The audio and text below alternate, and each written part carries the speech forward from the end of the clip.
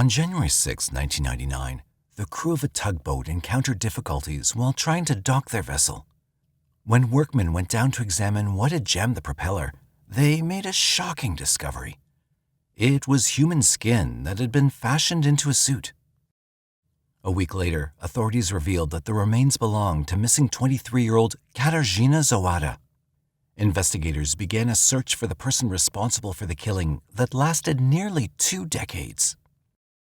But the question was, who had lured the young woman to her death?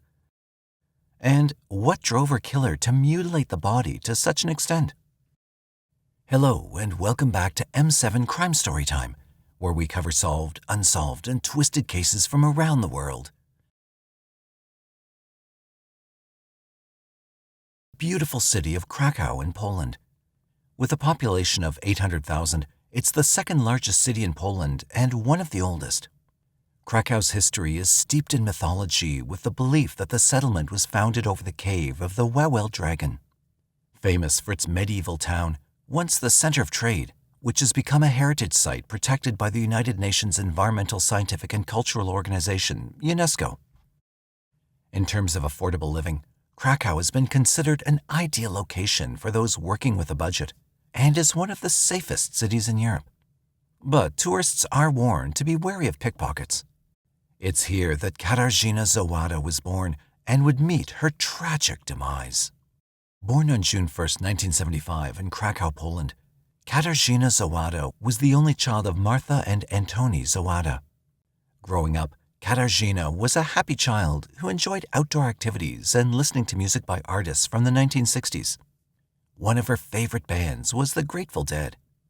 Katarzyna was particularly close to her father, and the two often went out together for hikes along nature routes. However, it was during one of these adventures that disaster struck. While on a hike in 1995, Antoni slipped and ended up injuring his spine severely. A year later, he passed away after suffering with various spine-related illnesses. Katarzyna went into a depression following his death, believing herself responsible for it all. Her mother, Martha, became involved in helping Katarzyna overcome her depression. She began visiting a psychiatrist at the Nowa Huta Hospital in Krakow. Katarzyna also started attending Jagiellonian University. She enrolled to study psychology, but within the first semester changed her major to history before settling on religious studies. The few friends she did have described Katarzyna as a nice person who often seemed sad. Katarzyna was a responsible young woman who was determined to get help to overcome her struggle with depression. That was why, when she failed to attend an appointment on November 12, 1998, her mother Martha knew something was wrong. Concerned for Katarzyna's safety, Martha started to think about anything strange in her daughter's behavior that morning. The last time she'd seen her was before she left home for university. It was then she started to have scary thoughts about what could have happened to Katarzyna. Martha feared that Katarzyna had perhaps decided to forget getting treatment from a professional and opted to join one of the many cults that had sprung up in Poland to find her path in life. Fearing this scenario, Martha visited a reputed Dominican church in Krakow. The church was known for intervening with cult recruits and extracting them from these groups. The church leaders advised Martha to report Katarzyna missing. That afternoon, Martha visited the Krakow police station to file a missing person report. She told officers that she last saw Katarzyna that morning, but her daughter failed to make a scheduled appointment with a psychiatrist. She described Katarzyna as being responsible and determined to overcome life's hurdles. She told police that Katarzyna was last seen wearing a hooded corduroy coat, black jeans, and red shoes. However, the police seemed less than helpful. Given that Katarzyna had suffered with depression and was at an impressionable age, they believed she'd run away by her own choice. Frustrated, Martha contacted private investigators to help her search for Katarzyna. She also took to canvassing for her daughter on her own by visiting the university and asking questions about her whereabouts at popular hangout spots frequented by students. In the month that followed, Martha received 2 phone calls from an anonymous male caller who told Martha that he had information related to Katarzyna's disappearance. Hesitant, Martha told the private investigator about the phone calls and that the person wanted to meet with her in the Krakow Market Square. She was advised that it may have been a prank caller and, in the end, didn't follow up on the lead. There was also a report that Katarzyna was spotted riding a bus in Walbrum, but it was never verified. At the same time, the police had also failed to follow up on any leads regarding Katarzyna's disappearance. But the case was about to take a sinister and disturbing twist in the new year. In the early morning hours of January 6, 1999, crewmen on the pusher tugboat The Elk were returning from a long day of work on the Vistula River in Krakow. As they approached the harbor and prepared to dock, the propeller seized. The river was known to be polluted by everyday debris, so they were not overly concerned. The crew were able to float the boat the last few meters and dock. The men, along with their captain, were tired, hungry, and cold. They opted to get a good night's sleep and clear out the engine when they returned after sunrise. When the crewmen opened the engine hatch, they found a pale and spotted type of material tangled up in the propeller blade. The smell coming from the material was terrible. As they pulled on the object, the men believed that a large piece of leather had somehow floated into the engine from the river. Once the object was freed from the propeller blade, the men took a closer look. Their simple task of cleaning the engine had taken on an unexpected and horrific turn. The men noticed what looked like a human ear attached to folds of skin. The captain called the police immediately as the rest of the crew set about to look for a body. They believed that the body may have been damaged by the propeller and the skin may have been cut away from the victim. But there was nothing else in the engine compartment. The police arrived at the dock and set about examining the skin that had been pulled from the propeller. From what they could see, the unknown victim had been meticulously skinned like an animal. The remains were taken to the office of the medical examiner as divers and investigators began a thorough search of the Vistula River. On January 14, 1999, a week after the discovery of the skin, they found a right leg, a piece of flesh from a buttock, and several scraps of denim and flannel. DNA testing also provided investigators with the identity of the unknown victim, Katarzyna Zowada. Retracing Katarzyna's final moments before her death was going to prove difficult. Police had not taken the initial missing persons report seriously, therefore losing crucial investigation time in the last 2 months. An autopsy was performed on Katarzyna's remains, and at first, investigators believed that she died after falling into the Vistula River. On the surface, it looked as though Katarzyna's body had been damaged by the propeller, leading to the severe mutilation. The autopsy results were about to reveal a shocking and violent picture. The medical examiner determined that the skin was peeled off Katarzyna's body and made into a skin suit that was possibly used by the killer. Her limbs and head had been removed. There were also several wounds and lacerations on the skin that suggested Katarzyna had been beaten and stabbed before she was eventually killed. Another shocking discovery made by the medical examiner was puncture wounds under the victim's arms and on the inside of the thighs. These wounds suggested that the killer targeted the major arteries and left Katarzyna to bleed to death. It was determined that the makeshift skin suit had been left in the river for 2 to 3 weeks before it was discovered. The discovery altered the course of the investigation. Police were now looking for a sadistic killer. The shocking nature of the crime gripped Poland, and investigators were starting to develop some of their own theories. Based on the report of the medical examiner, investigators started to draw parallels to the 1991 movie Silence of the Lambs. In the movie, the killer, Buffalo Bill, was known to murder women and flay them before fashioning their skin into bodysuits. Another coincidence was one of the victims in the movie was named Kate, which is the English equivalent to the Polish name Katarzyna. This theory pushed investigators to suspect that it was possible Katarzyna's killer was preying on her prior to her disappearance and murder. They needed to look into her final moments before her death. Investigators spoke to Martha and asked her if she had noticed anything different about Katarzyna. She told officers that her daughter had recently started to lose weight and changed her hair color from black to blonde. Other than that, Martha wasn't aware of any deviation from her normal routine. It was then that investigators spoke to friends and professors from the university. It was news to Martha when investigators discovered that Katarzyna had stopped attending classes 3 weeks before she was reported missing. Martha told investigators that Katarzyna would wake up every day at the same time and return home every evening as she normally had when she was attending classes.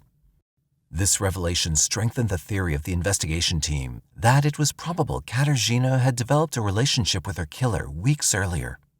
They believed that her killer may have connected with Katarzyna through a shared interest and slowly started to prime her for his own reasons. This was evident with her sudden interest in dieting and weight loss.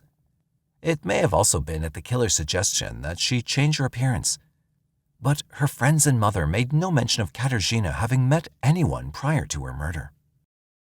Despite the interviews with people who knew Katarzyna, investigators were left with little to no clues.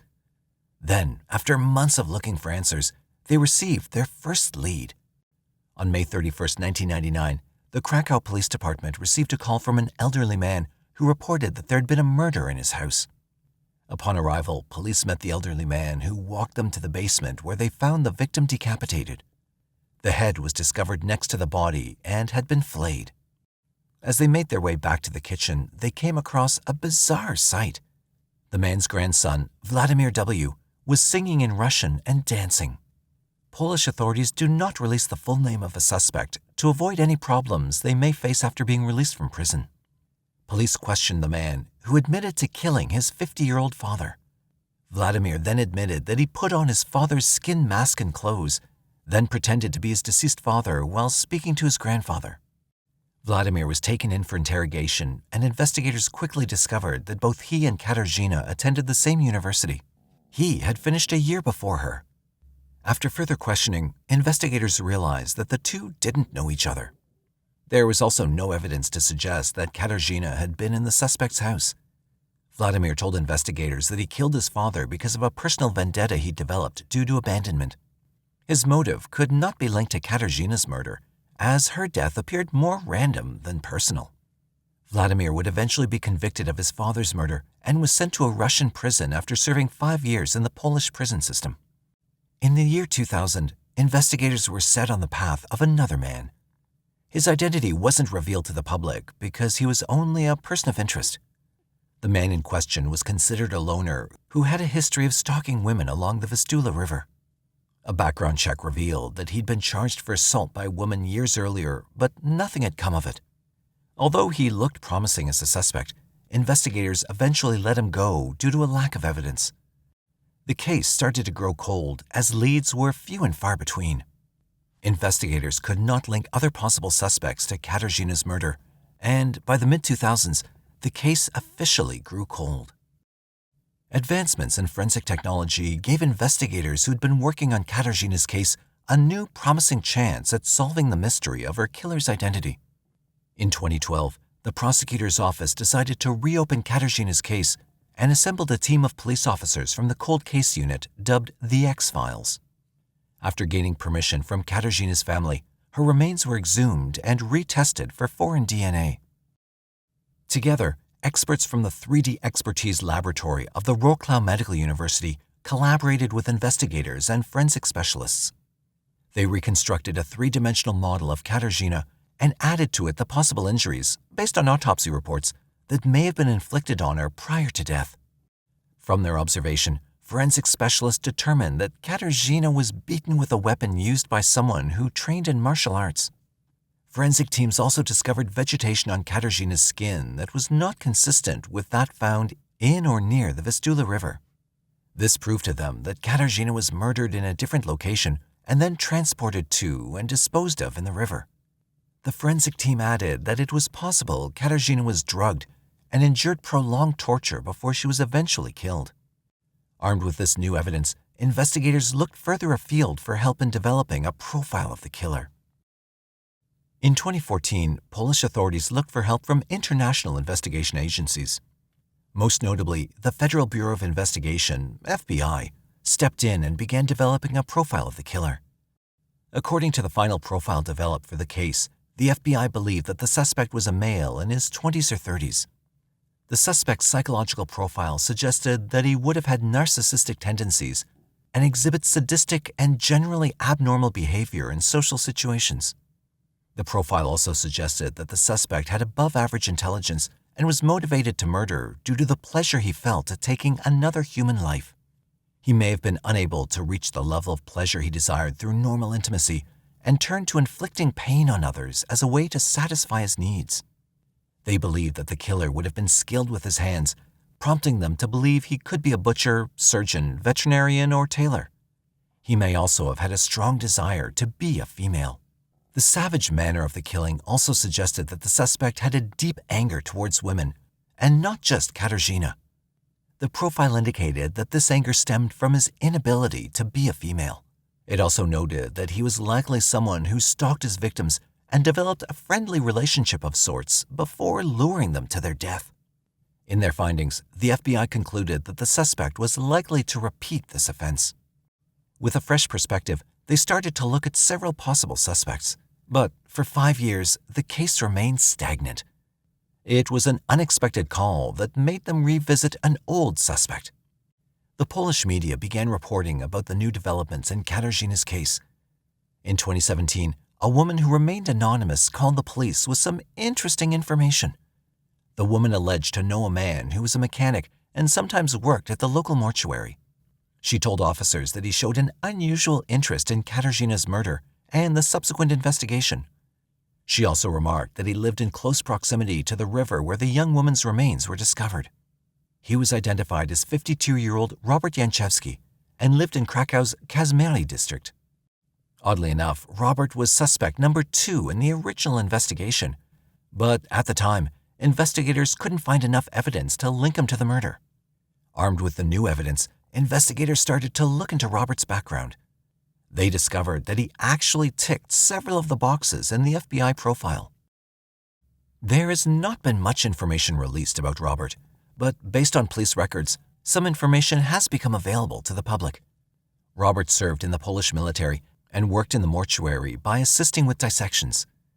After returning to Krakow, he gained employment at the Krakow Zoological Institute, where he was responsible for skinning animals. However, he was fired after he killed several rabbits that had been used in experiments. When questioned, he couldn't provide a reason for his behavior. He then drifted about, doing odd jobs to make a living.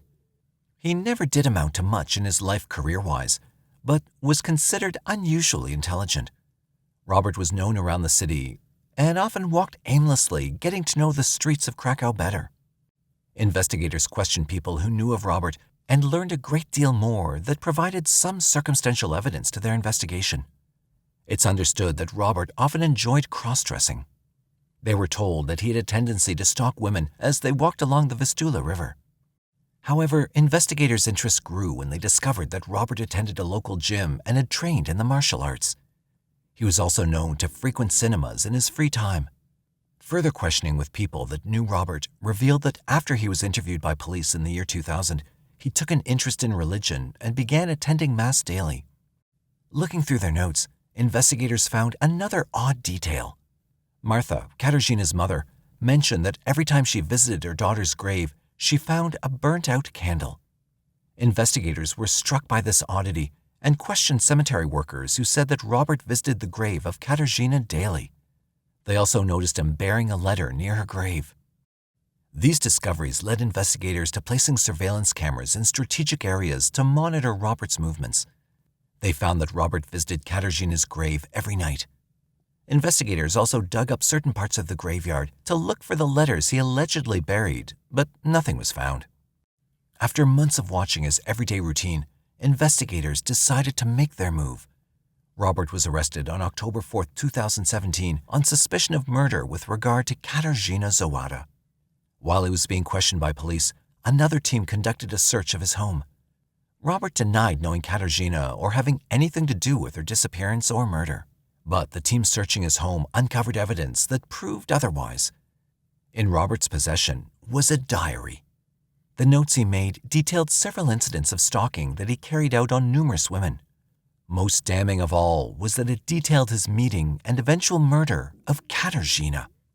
Robert made notes about how he became friends with Katarzyna and had started to gain her trust.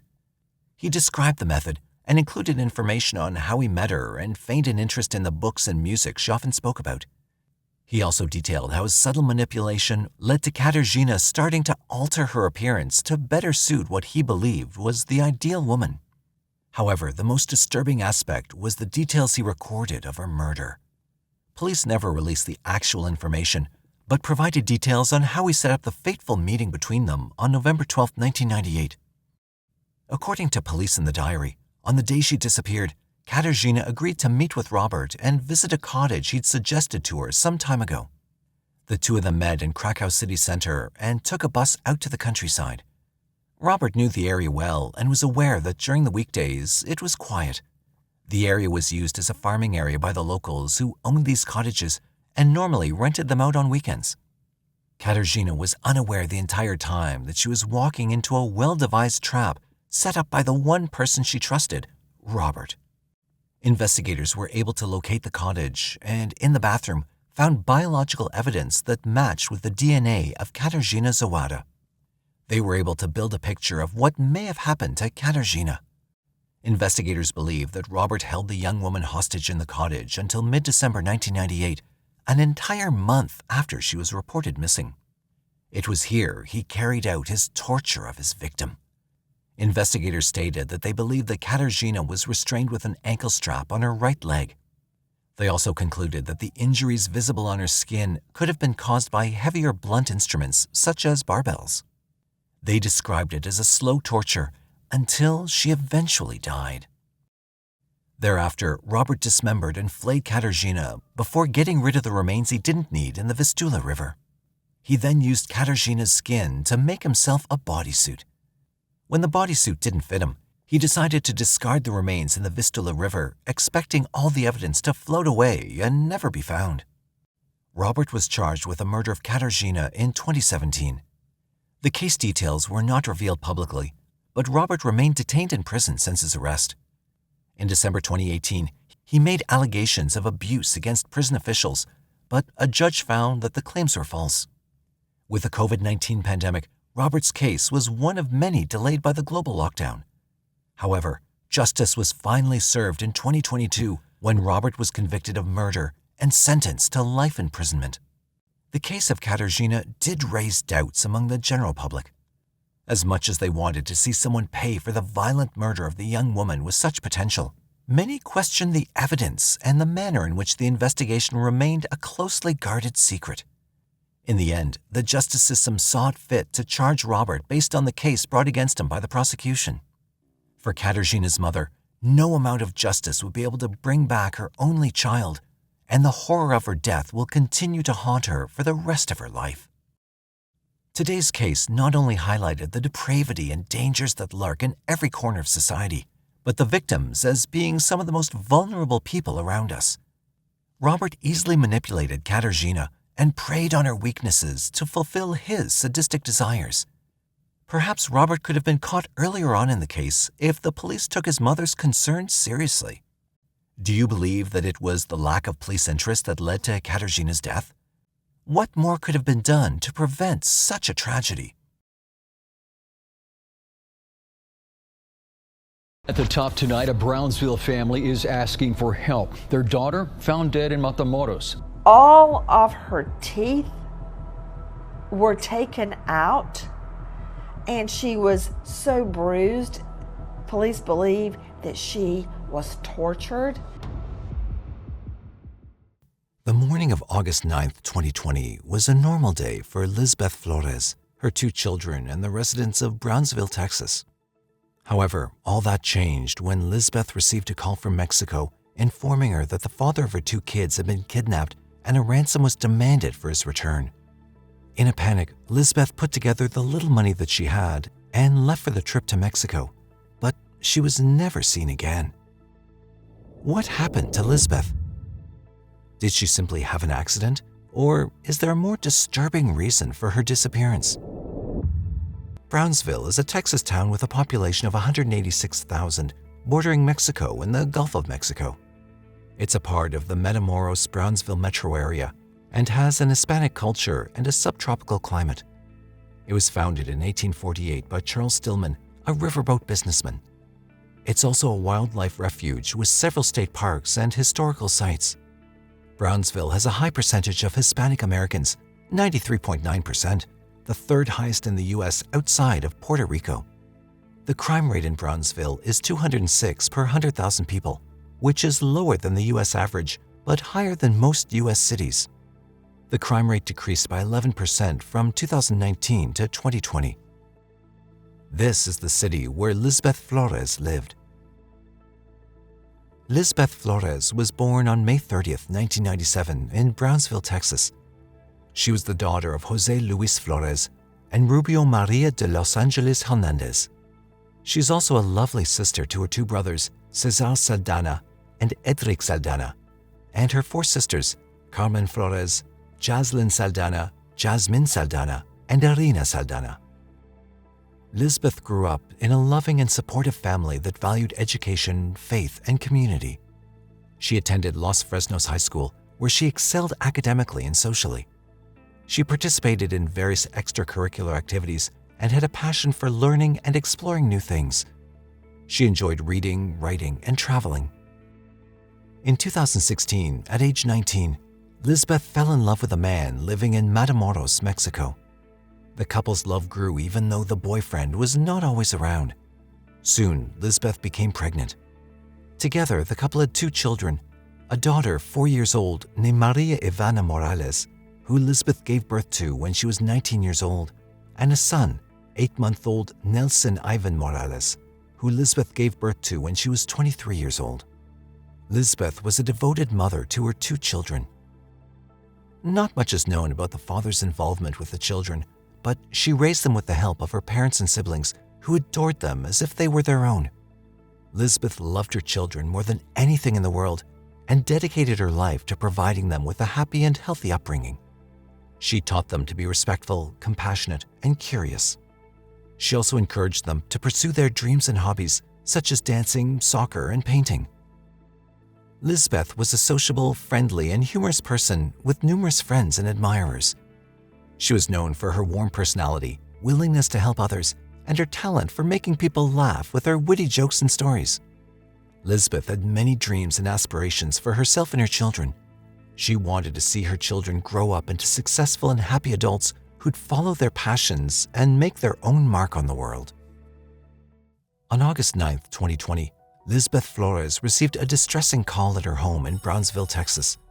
The caller claimed that Lizbeth's boyfriend and father of her two children had been kidnapped by a criminal group in Matamoros, Mexico. He urged her to come and pay the ransom. Lizbeth didn't hesitate. She grabbed her belongings and rushed to the border. She crossed the Veterans International Bridge into Mexico, hoping to help in any way she could. When she crossed into Matamoros on foot, she was carrying an undisclosed amount of cash.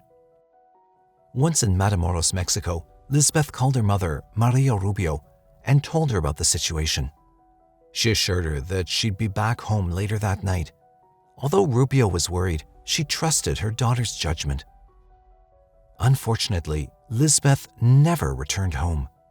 She had gone missing in the Mexican border city of Matamoros.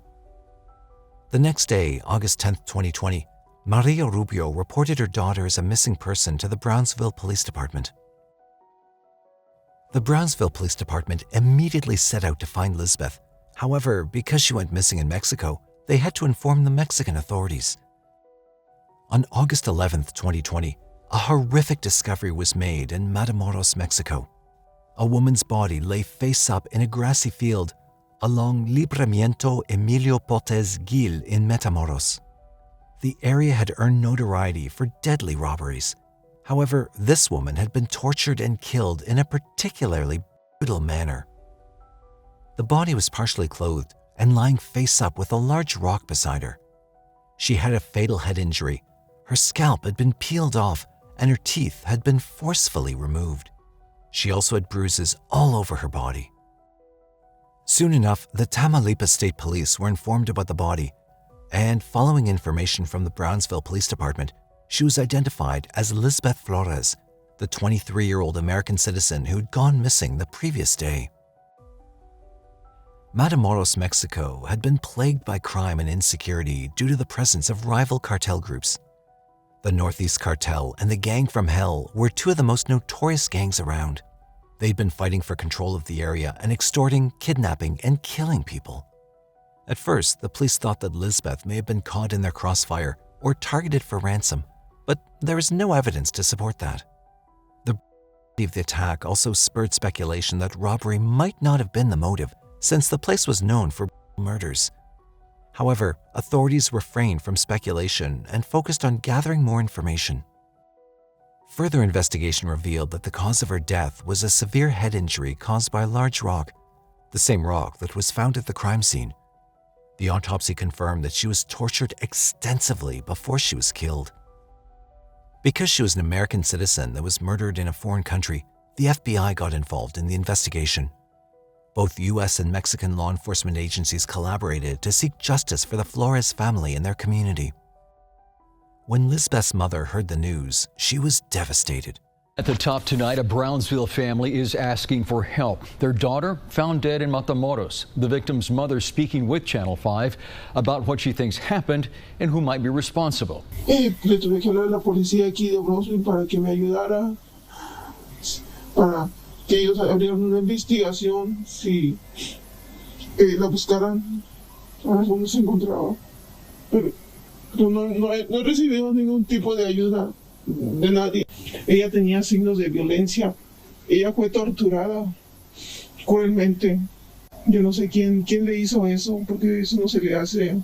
Pues ella era una niña que ella era de su trabajo a la casa. Sí, yo quiero justicia por lo que le hicieron a mi hija. Mi hija no merecía esto. She said she wanted to see her body and bring it back to the U.S. so she could personally confirm her identity. She expressed her grief for what her daughter had endured in her last moments.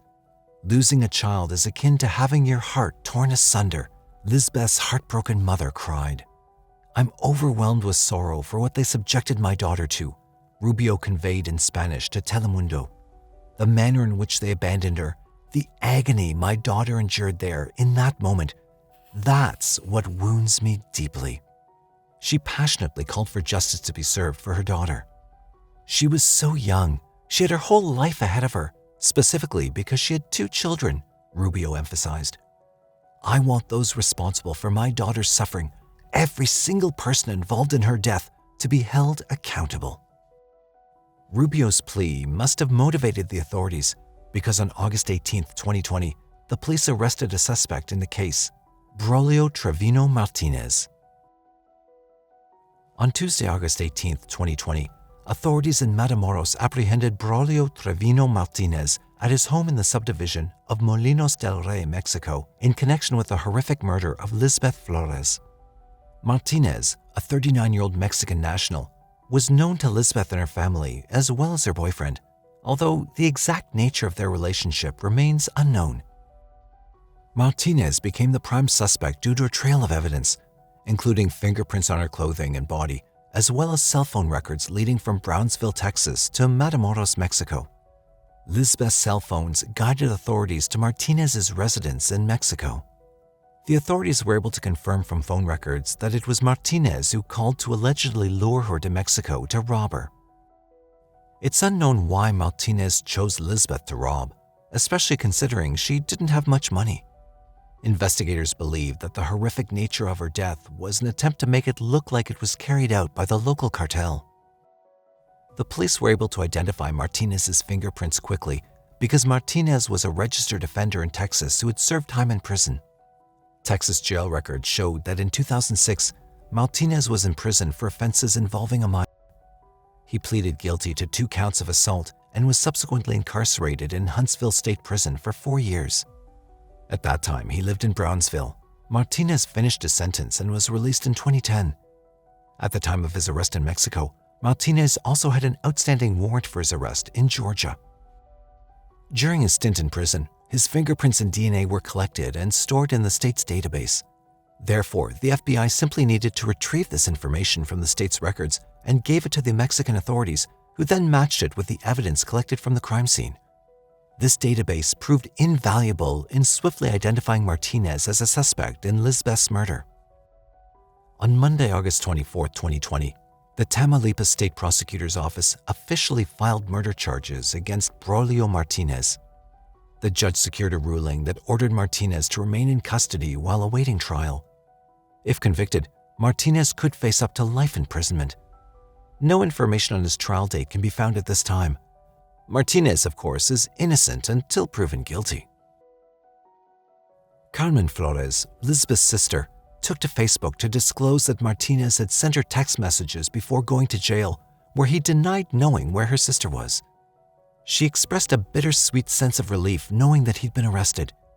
Carmen believed that Martinez must be held accountable for his alleged actions, although she felt that any punishment he received would never truly suffice for the harm inflicted upon her sister.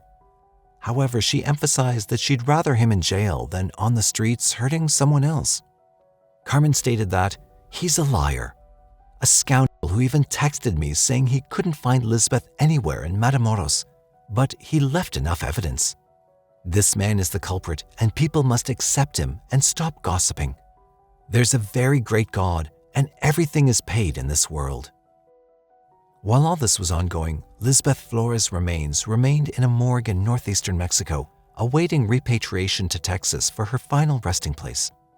To cover funeral expenses and support her children's future, her family initiated a GoFundMe campaign. I'm still trying to raise money for my sister's funeral. My family has been so stressed because we still haven't raised enough money and her body is decomposing, Carmen Flores wrote on her Facebook account. If you find it in your heart the need to donate in our time of need, we would greatly appreciate it. Anything will help. Thank you in advance, and God bless you. Juan Carlos Q. Vega, Mexico's consul in Brownsville, Texas, disclosed that the Mexican government has extended an offer of assistance to Maria Rubio in repatriating her daughter, Lizbeth Flores, before a local funeral parlor stepped in to provide aid to the grieving family. Vega further mentioned that the funeral home could take care of everything once they completed the process of obtaining clearance from U.S. Customs and Border Protection to facilitate the return of Lizbeth's body. There's no information on what happened to the father of her children or whether he was ever investigated in connection to the plot. The news of Lizbeth Flores' tragic fate deeply touched her hometown of Brownsville, where she had strong community ties despite her life ending in Matamoros. The community rallied together to support the Flores family during their challenging period. They organized vigils to honor Lizbeth's memory. With tearful embraces, they shared stories celebrating her vibrant and warm personality. Local businesses also contributed by donating to funds for Lizbeth's children, now left without their mother. Lizbeth's 2 children now live with their grandmother, Maria Rubio.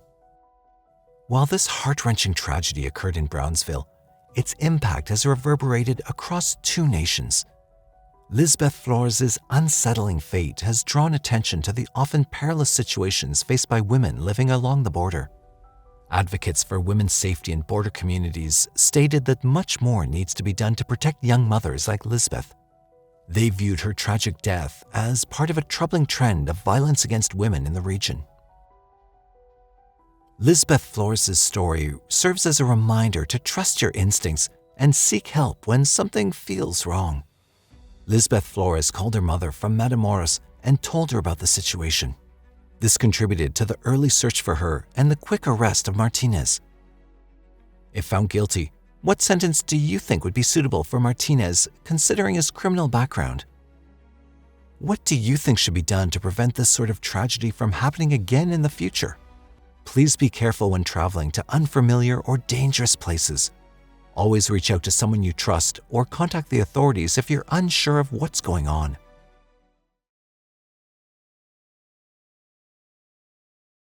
November 16, 2009 was a day that shattered all notions of security for 28-year-old Geeta Aulakh, a dedicated mother and diligent professional living in Greenford, London. On her way back from work to reunite with her 2 sons, she was ruthlessly attacked by unknown assailants and abandoned with severe injuries. As she fought for her life, residents of the quiet suburban community were left reeling in shock. What hidden motives lay beneath the attack? Was this a random act of violence, or a meticulously planned murder in a web of deception and betrayal? Nestled in the heart of West London lies Greenford, an old-fashioned suburb known for its tree-lined streets and large parks. With a current population of around 50,000 residents, this charming town offers a tranquil living experience balanced with a proximity to bustling city life. Greenford is celebrated for its rich cultural diversity and has a significant population of ethnic minorities. The town has consistently maintained a low crime rate, well below the national UK average. However, beneath this seemingly peaceful facade a shocking and cold-blooded crime unfolded, challenging the very essence of this community's perceived safety. Geeta Aulakh was born on April 4, 1981 in the UK to parents Lakhwinder Singh Shin and Nardesh Kumari Shin, who had immigrated from India. Geeta grew up in the bustling suburb of Southall in a large and loving family with 2 sisters and 2 brothers. As the cherished daughter of hardworking Sikh parents, she carried with her the values of dedication and family. When Geeta was just 17 years old, she met and fell in love with 20-year-old Harpreet Aulakh, also known as Sunny.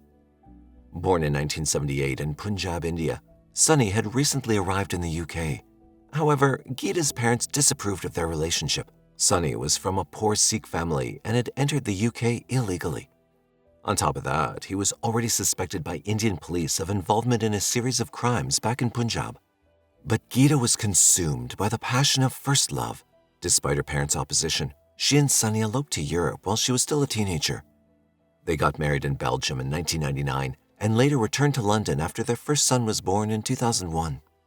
Geeta went on to have another son and later began working as a receptionist at Sunrise Radio, an Asian radio station based in London. Her world revolved around her 2 children, 10-year-old Karam and 8-year-old Tejdeep, for whom she tirelessly strived to provide the best life possible. Colleagues and friends described Geeta as an uncomplaining individual who always put the needs of her children before her own. According to her friend Seema Sida from Sunrise Radio, Geeta would often say, "I've made my own bed and I have to live with it," expressing her determination and independence. Unfortunately, nobody could have guessed the struggles Geeta had been living with or the tragic fate that awaited her. Geeta's relationship with Sunny started as a passionate romance, but as time went on, a dark undercurrent began to surface. Sunny's initial charm gave way to violent and aggressive tendencies. He exhibited bouts of anger that grew increasingly frequent and intense, displaying a pattern of toxic behaviors. Sunny would belittle Geeta at every turn and often in public, undermining her self-esteem and confidence. As a result of this emotional abuse, Geeta grew timid and reserved. She didn't confide in anyone about her situation, but her colleagues at the radio station sensed that someone was harassing her. In January 2009, when Sunny was away on a trip to India, Geeta took a brave step and moved to Greenford with her children. During this time, Sunny would frequently call Geeta, obsessively inquiring if she was involved with someone else. He grew so suspicious that he even hacked into her Facebook account. He also confronted Geeta's sister Anita, accusing Geeta of having a boyfriend and threatening the whole family. Finally, in August 2009, Geeta filed for divorce, detailing Sunny's violent tendencies throughout their marriage. She was seeking a fresh start. On the ill-fated day of November 16, 2009, Geeta boarded a bus to Brond Avenue to pick up her sons from the childminder before the short walk home. As she walked to the childminder's house, 2 unknown men accosted her. One was armed with a machete, and he launched a sudden and ruthless attack. Geeta bravely tried to shield herself, using her right hand to protect her head. However, in a single powerful blow, her hand was severed, an act of unspeakable violence. In a mere 3 minutes, Geeta was left with severe wounds to her face and skull while her attackers fled the scene. A passerby found her bleeding on the sidewalk and immediately called emergency services. Geeta was taken to Charing Cross Hospital in a critical condition. Unfortunately, the injuries inflicted upon her were fatal, and she tragically passed away 3 hours later in the hospital. Pathologist Dr. Ashley Fegan-Earle, who conducted Geeta's autopsy, stated that she'd suffered at least 4 forceful and rapid blows to her head, causing uncommonly serious injuries. He expressed doubt that any medical intervention could have saved her life. Her hand, severed during the attack, was deemed a defensive injury. Dr. Fegan-Earle emphasized that the assailant had used a heavy and exceptionally sharp weapon for the attack, noting the rarity of finding such weapons. The horrific attack on this young and devoted mother left the community in disbelief and mourning. The investigation began swiftly as authorities responded to the shocking crime scene. Investigators knew that the nature of the attack suggested a personal vendetta, so they delved into her personal life, relationships, and recent activities. Interviews with Geeta's family revealed her impending divorce with Sunny, giving the husband a potential motive. Their suspicions were further strengthened by the fact that Sunny had incessantly harassed Geeta and even threatened her sister Anita. But Sunny had an alibi for the night of the murder. He was in a pub drinking all night, right in front of the CCTV camera. Sonny also seemed disconsolate with grief and rage, vowing to find whomever had murdered his wife. The police had no choice but to take him off the suspect list. They explored other leads, but only found dead ends. Just as progress was stalling, a man approached the police, claiming to be a witness to the crime. 30-year-old Jaswant Dillon told the police that two men had ambushed Geeta suddenly when she got off the bus and started walking toward the childminder's house. One was on the lookout, while the other had a big sharp blade with which he hacked at Geeta. Dillon described the attack in detail and said it was over in a matter of seconds. Dillon also led the police to the Grand Union Canal in Slough, Berkshire, where the attackers had disposed of the weapon in a jacket. This was a major breakthrough in the investigation. Detectives were able to recover the weapon, a 14-inch machete. They also found a blood-stained jacket and were able to track down the owner, 18-year-old Sher Singh, who'd arrived in the UK 4 months earlier from Punjab, India, on a student visa. The turning point came when detectives discovered that the 14-inch machete used in the assault was a distinctive and rare Brazilian-made weapon, available in a shop half a mile from Sonny's residence in Hounslow, West London. CCTV footage at the store showed 3 individuals purchasing that machete. All 3 buyers were tracked down. 2 of them still had their machetes at home, but the third buyer didn't. And this was none other than Geeta's husband, Sonny Aulakh. Due to this, Sonny immediately became the prime suspect again. More questions arose in the mind of the authorities as they examined the evidence closely. They quickly became suspicious of Jaswant Dillon, who'd come forward as the witness. Even if he had witnessed the attack, how could he know where the murder weapon had been dumped? It finally emerged that Dillon was one of Sonny's friends, a detail that left the authorities amazed and shocked. Was their witness a killer in disguise? Authorities also discovered that the young student Sher Singh, whose jacket was retrieved from the canal with the machete, had received his student visa with Sonny's help. Not only that, Sonny had also helped Sher Singh find housing and a job after arriving in London. With all these details linking their 3 suspects, investigators finally put together how the crime had unfolded. Enraged at Geeta for filing for divorce, Sonny had recruited his friends to attack his wife while he drank at a pub in full view of CCTV cameras to set up a deliberate alibi. Sher Singh and Jaswant Dillon had waited for Geeta near the street to the childminder's house, as instructed by Sonny. Sher Singh was the one who suddenly appeared behind Geeta and barbarically attacked her with the machete, severing her hand. Dillon had been on the lookout, making sure no one was around. The pair then fled the scene, with Sher Singh dumping his bloodied clothes and the murder weapon in the Grand Union Canal in Slough. Sonny Aulakh, Sher Singh, and Jaswant Dillon were all charged with the murder of Geeta Aulakh and put on trial at the Old Bailey Courthouse in London in November 2010. Geeta's family, present at the court, held her pictures, demanding justice for her tragic demise. During the trial, Dillon claimed to barely know Sonny and that he'd innocently been taken along to the murder. But phone evidence showed that they'd been in contact before the attack and on the day itself. It also emerged that Sonny'd been involved in drug peddling and immigration scams while in the UK. He decided to recruit someone from this circle of connections to murder Geeta. In a room full of Punjabi men, he had callously offered £5,000 to anyone who was willing to carry out the attack. It was in this room where Sher Singh, who struck the fatal blows with his machete, had volunteered to do the deed. Sonny's behavior during the trial underscored his callous and cunning nature. He often looked up at the gallery where Geeta's devastated family sat, smiling and grinning at them, displaying an utter lack of remorse. Even when reprimanded by the judge, his demeanor remained detached, showing a disregard for the severity of his actions. Throughout the trial, the 3 men claimed their innocence. Sonny even described Geeta as his first love and said he had nothing to do with her murder. On the basis of all evidence presented in court, Judge David Paget remarked, "It's hard to imagine a more cold-blooded way of killing someone."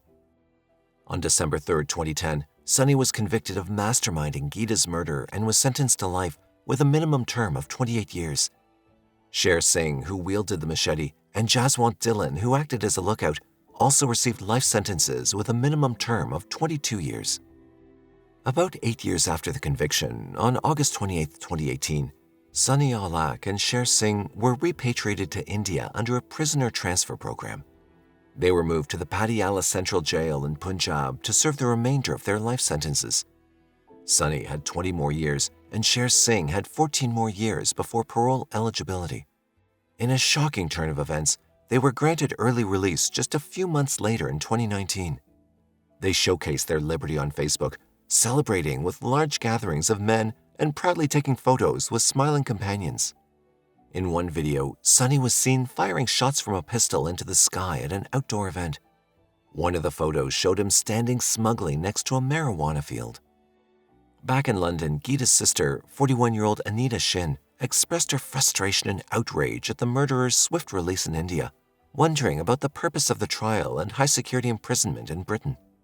Geeta's family, already mourning her loss, were even more distressed that her killers were roaming freely. Anita lodged a complaint with the Ministry of Justice, and after initial skepticism, officials were astounded to uncover the truth.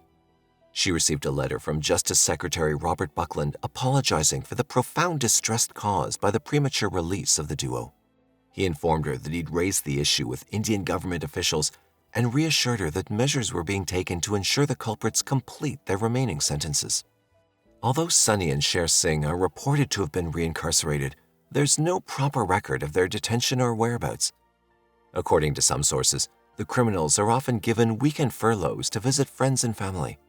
Other sources state that they merely need to check in at the prison daily before being allowed to move freely in society.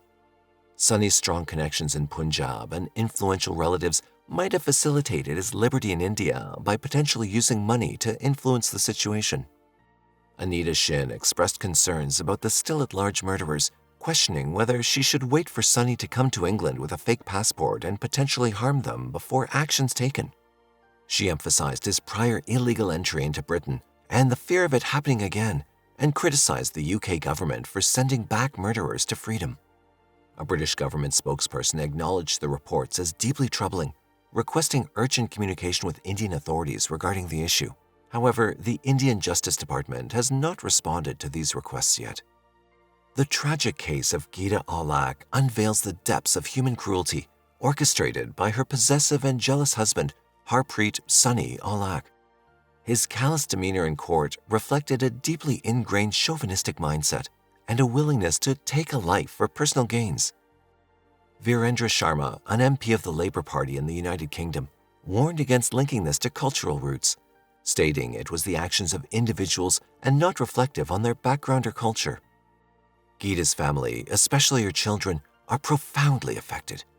Her mother, Nardesh Shin, has vowed to uphold Geeta's legacy by nurturing her sons with love and respect. This case serves as a somber reminder to combat toxic traits and protect the innocent, hoping justice prevails. Geeta's memory should inspire a collective resolve to fight violence and misogyny at every step.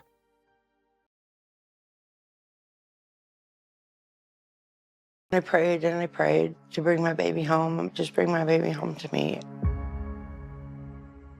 I knew something had happened. I was getting ready to go into work. Someone texted me, call the police, Nikki's gone. 17-year-old Nikki Kuhnhausen was proud of her identity as a transgender. She lived away from her mother, Lisa Woods, but she was always in touch with her. On June 6, 2019, Nikki failed to answer a call from her mother. When Lisa didn't hear back from Nikki, she could tell right away that something was terribly wrong. She contacted the police, but weeks passed by with no sign of Nikki. Each day that passed meant the chances to find Nikki alive and well were decreasing. There were no leads until investigators discovered a Snapchat conversation Nikki had had with a man. What was the mysterious chat about? What happened to Nikki? Vancouver, located in the Pacific Northwest, is a vibrant city known for its natural beauty and urban charm. With stunning mountains, lush forests, and the sparkling Pacific Ocean, it offers a perfect blend of outdoor adventures and city living. Diverse neighborhoods, bustling farmers markets, and a lively arts scene add to its appeal. Vancouver's temperate climate allows for year-round enjoyment of its picturesque surroundings. Whether exploring parks, hiking trails, or enjoying the waterfront, living in Vancouver promises a fulfilling and dynamic lifestyle. It was here in Vancouver that flyers started popping up everywhere in town in June of 2019. The flyers read, "Have you seen me?" along with some pictures of the missing person, Nikki Kuhnhausen. Nicholas Kuhnhausen, born on July 6, 2001 in Vancouver, Washington, decided to embrace her true identity as transgender while in the 6th grade and began using the name Nikki.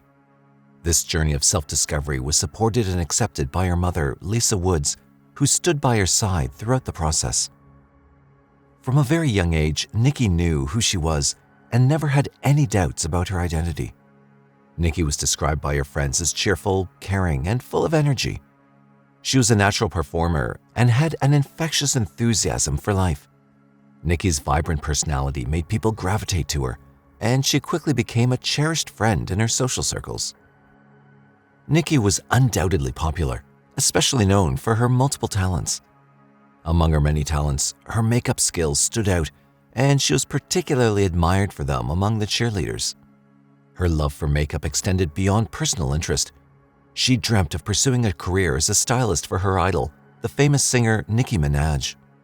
Nicki's admiration for Nicki Minaj's music was evident, and she often showcased her passion by posting TikToks where she lip-synced along to the artist's popular songs. While Nikki had many friends, Lisa Woods, her mother, knew her better than anyone else. And surely, Nikki was also very loyal to her mom. Even though Nikki was just 17, she'd been living independently away from her parents for a while. Nikki lived a transient lifestyle, staying at different friends' place, so Lisa didn't always know where she was. But Nikki always made sure to check in with her mom. However, they talked every day, sometimes more than once, and their mother-daughter relationship was different from what most people have. It was almost like their roles were switched. Nikki would check in on her mother, who'd struggled with substance abuse and mental health issues in the past. Lisa had been working at Walmart for about 6 years and would talk to Nikki once a day before starting her shift. One night, when Lisa's messages to Nikki went unanswered, she had a feeling that something was wrong. According to her friends, Nikki left their apartment in the early morning hours around 6 a.m. She told her roommates that she was going to meet someone she'd been communicating with on Snapchat. The day went by, but Nikki never came back. As there was no sign of her even at the end of the day, her friends grew increasingly concerned. They attempted to reach out to her through various means, but received no response. Minutes were quickly turning into hours, and soon enough days since Nikki went missing.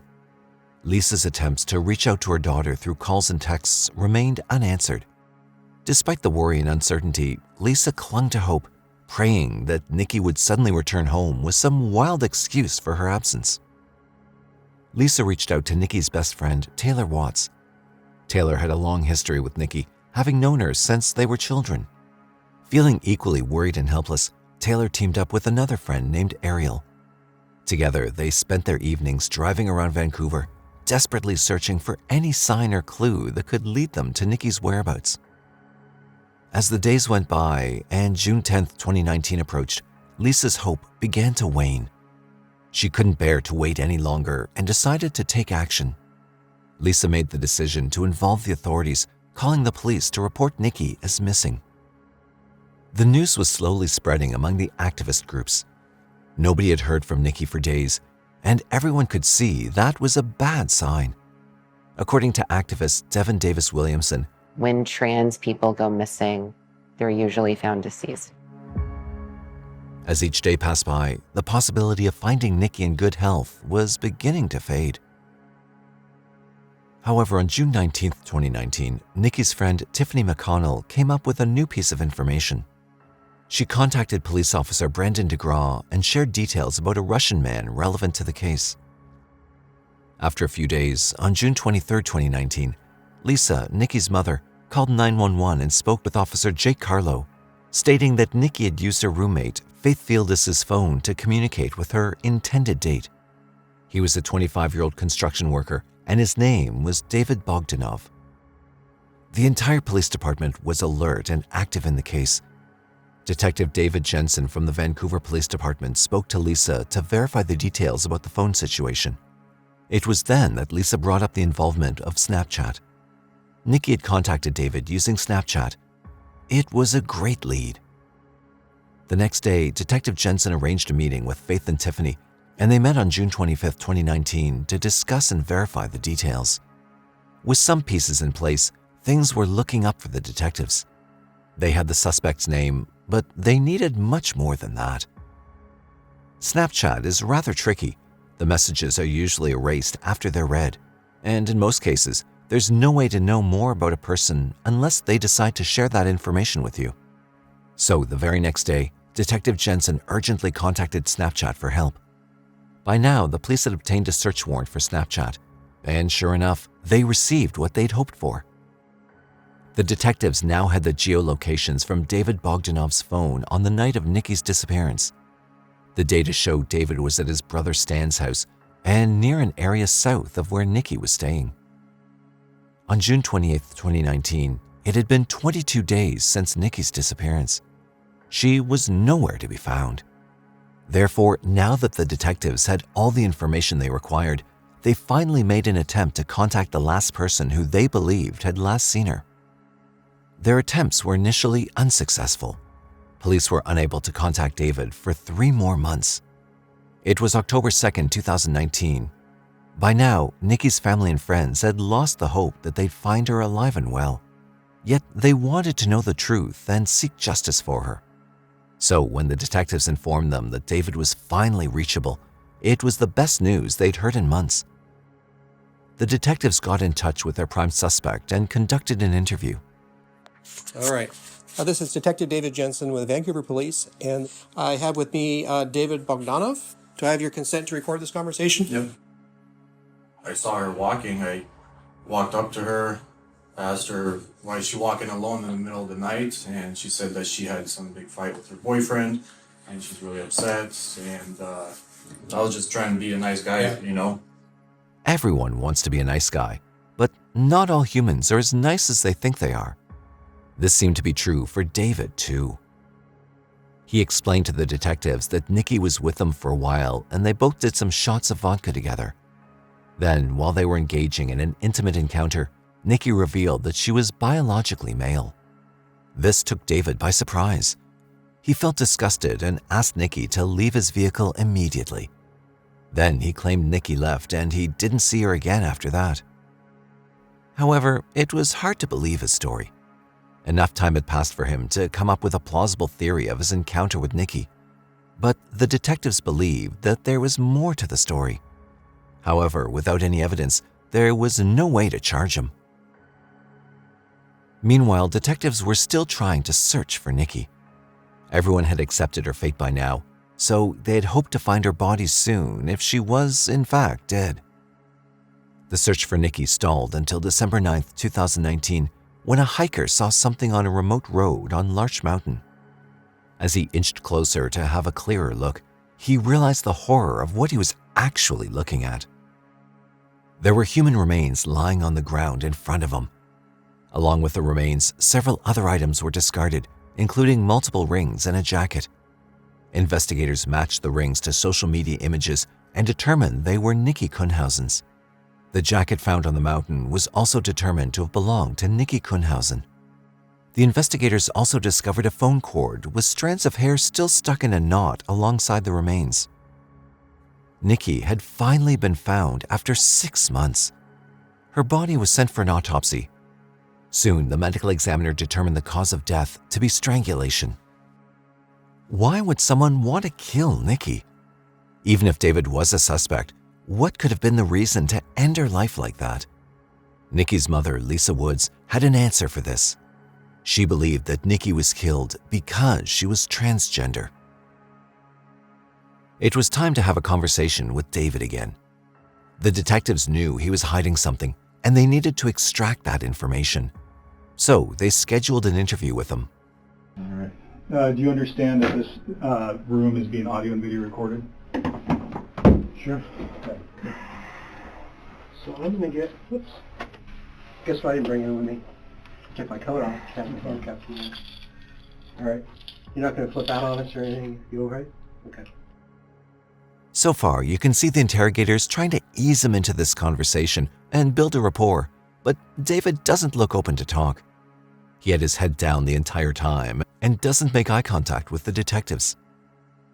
David seems reserved, but detectives can tell he's hiding something judging by his tone and body language. What happened on that trip?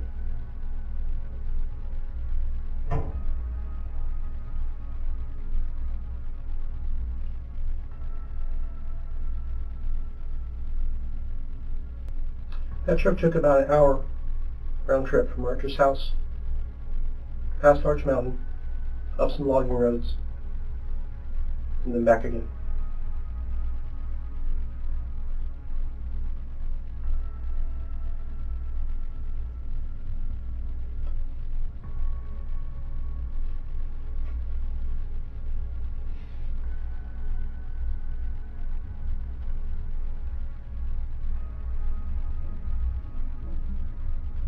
Finally, since he couldn't provide any clear answers or explanations, detectives ended the interview.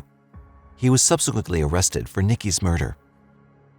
On December 17, 2019, David Bogdanoff was charged with murder in the second degree and malicious harassment. We, the jury, find the above-named defendant guilty of the crime of murder in the second degree as charged in count 1. Verdict form count 2. We, the jury, find the above-named defendant guilty of the crime of malicious harassment. A hate crime in Washington. He pleaded not guilty. After his arrest in Nikki Kuhnhausen's case, activists in the area were motivated to advocate for the prohibition of the trans panic defense, which involved using a victim's gender identity to justify acts of violence. The resultant law, known as Nikki's Law, received significant backing and was successfully enacted in Washington state. At David Bogdanoff's trial in August 2021 in Clark County Superior Court, he took the stand and claimed that he'd killed Nikki Kuhnhausen in self-defense.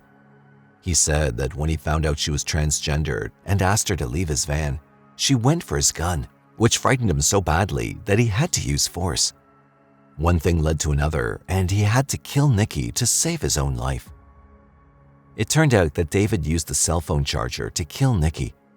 He testified that he'd meant to keep the cord around her shoulders to keep her away from him, but during the hustle, the cord had slipped around her neck. After leaving her body in the mountains nearby, he bought a one-way plane ticket to Ukraine and asked a friend to help him to get rid of his car, as mentioned in the trial. He came back to the US about 6 weeks afterward. David also mentioned that upon discovering her true identity, he felt disgusted and found her and other LGBTQIA+ individuals disturbing. Jurors found David Bogdanoff guilty of murder in the second degree and malicious harassment, which is a hate crime in Washington. Clark County Superior Court Judge David Gregerson could not control his emotions for the teenage child who had lost her life. He said that he was struck by the darkness in this case. On September 9, 2021, David Bogdanoff was sentenced to 20 years in prison. While Nikki lost her life, her legacy lives on through Nikki's Law, which continues to help countless individuals in the trans community. Her death served as a catalyst for change, and Nikki's Law ensured that her death was not in vain. Nikki's friend Taylor Watts said, "I want her just remembered as Nikki. Loving, caring, sweet, happy, funny. She'd make all of you laugh." Even though Nikki's gone, her family and friends can keep her memory alive. Today's case has shed light on the increasing hate crimes and violence against transgender individuals. But some questions remain unanswered. Do you believe it was a case of predation from the beginning, or did he kill her because of self-hate? When you lose a loved one through a violent act, and there's no one charged with the crime, you often wonder if the criminal wakes up in the morning, thinks that he got away with murder. We always hope that justice can be served quickly, but the reality is that isn't always possible. On February 29, 1992, in the heart of San Diego, California, 84-year-old Angela Kleinsorge was found deceased in her residence at 5600 Gaines Street near Linda Vista Road. An investigation revealed that she'd been assaulted prior to being stabbed to death. Despite the identification of possible suspects, the case eventually went cold. It would take a mix of cutting-edge DNA testing and tireless detective work for Angela's cold case to experience a major break 25 years later in 2017. However, at the onset of the initial investigation, two haunting questions emerged. Who could harbor such malevolence towards an innocent, defenseless elderly woman?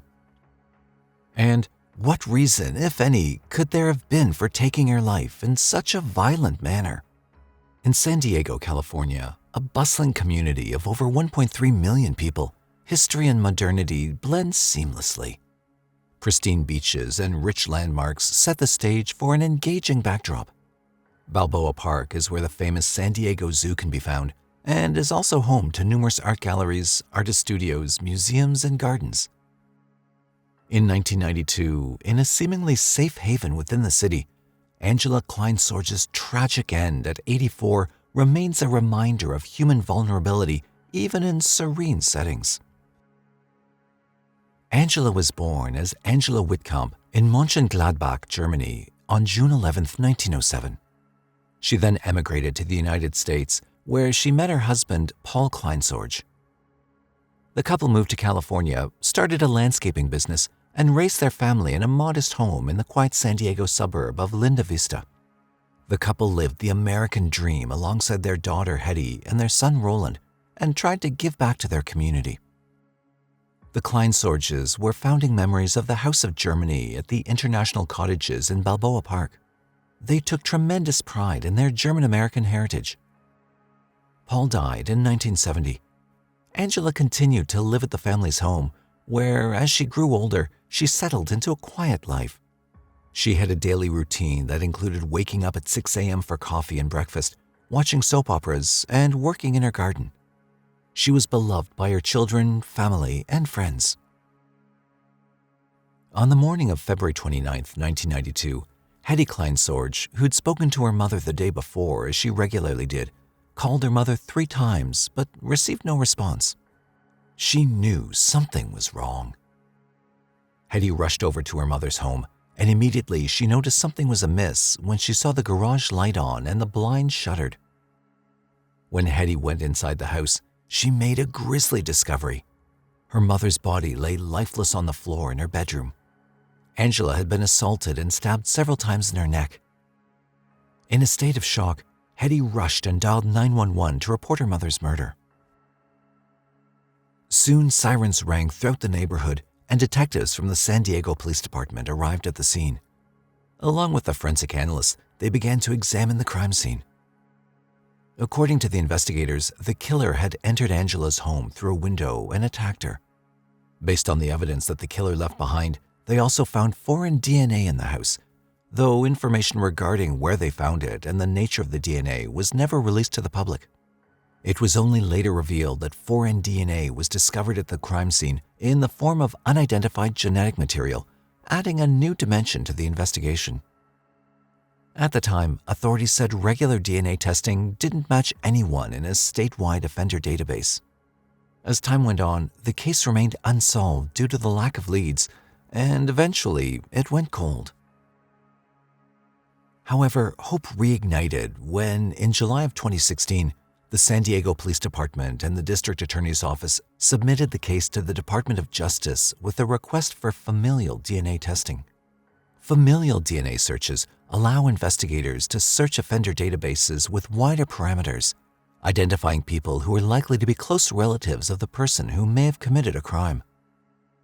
When the DNA from Angela's murder was tested, it showed a high probability that a certain individual named Jeffrey Falls was the murderer. However, the familial DNA typing results also showed that there was a high likelihood that Angela's murderer could also be a brother of Jeffrey Falls. Through further investigation, it was determined that Jeffrey Falls had one living brother. SDPD was able to obtain DNA samples from the living brother, and he was eliminated as a suspect. Once his brother was eliminated, police were now sure that Jeffrey was the culprit, so they looked further into his past to see whether they could uncover any more evidence against him. They learned that in 1992, when Angela had been murdered, Falls had been 28 and had been her neighbor at the time, information that only further strengthened their suspicions. However, when they looked up Falls to make an arrest, they learned he died in 2006 at the age of 43 in a motorcycle accident, hindering their quest for justice.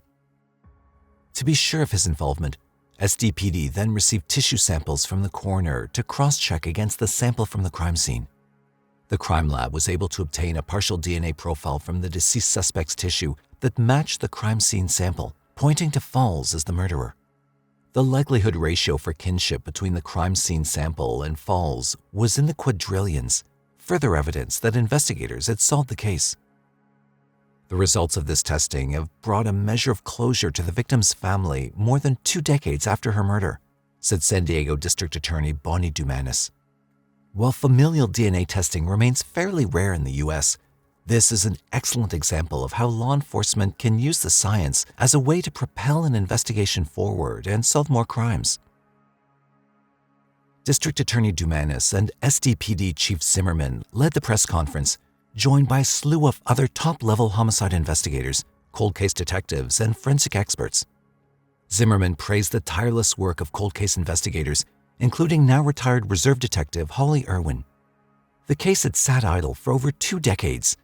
It would still be unsolved if it wasn't for the tenacious and persistent efforts of now-retired Detective Holly Irwin, who became a Reserve Detective in order to continue working this case.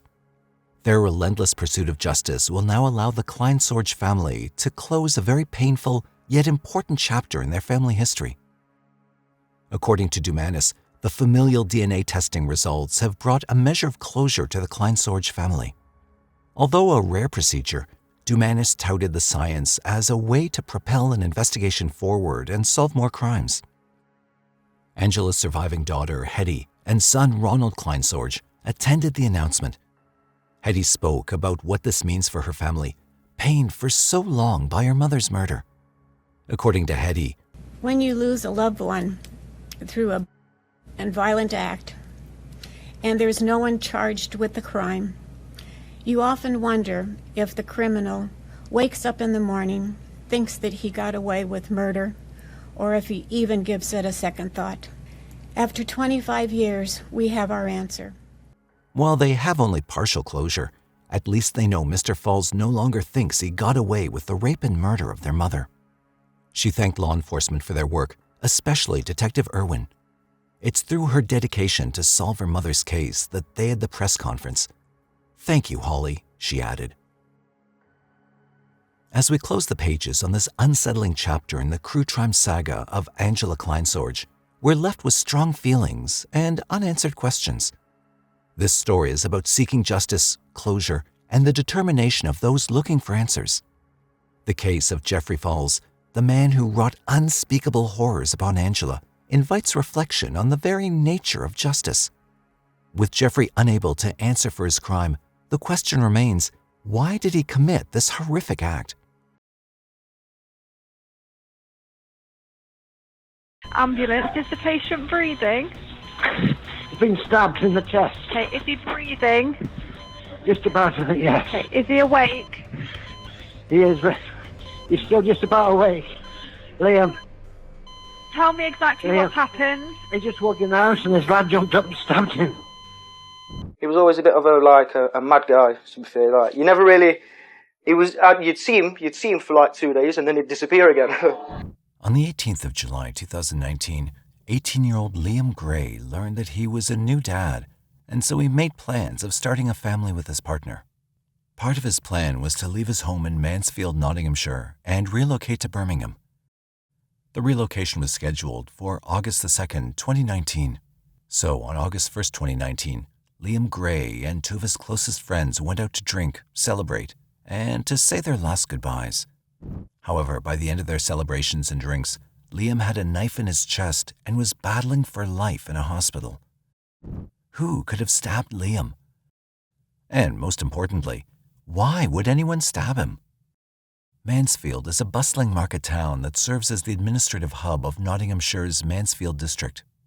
Mansfield has a population of 110,000 as of the 2021 census.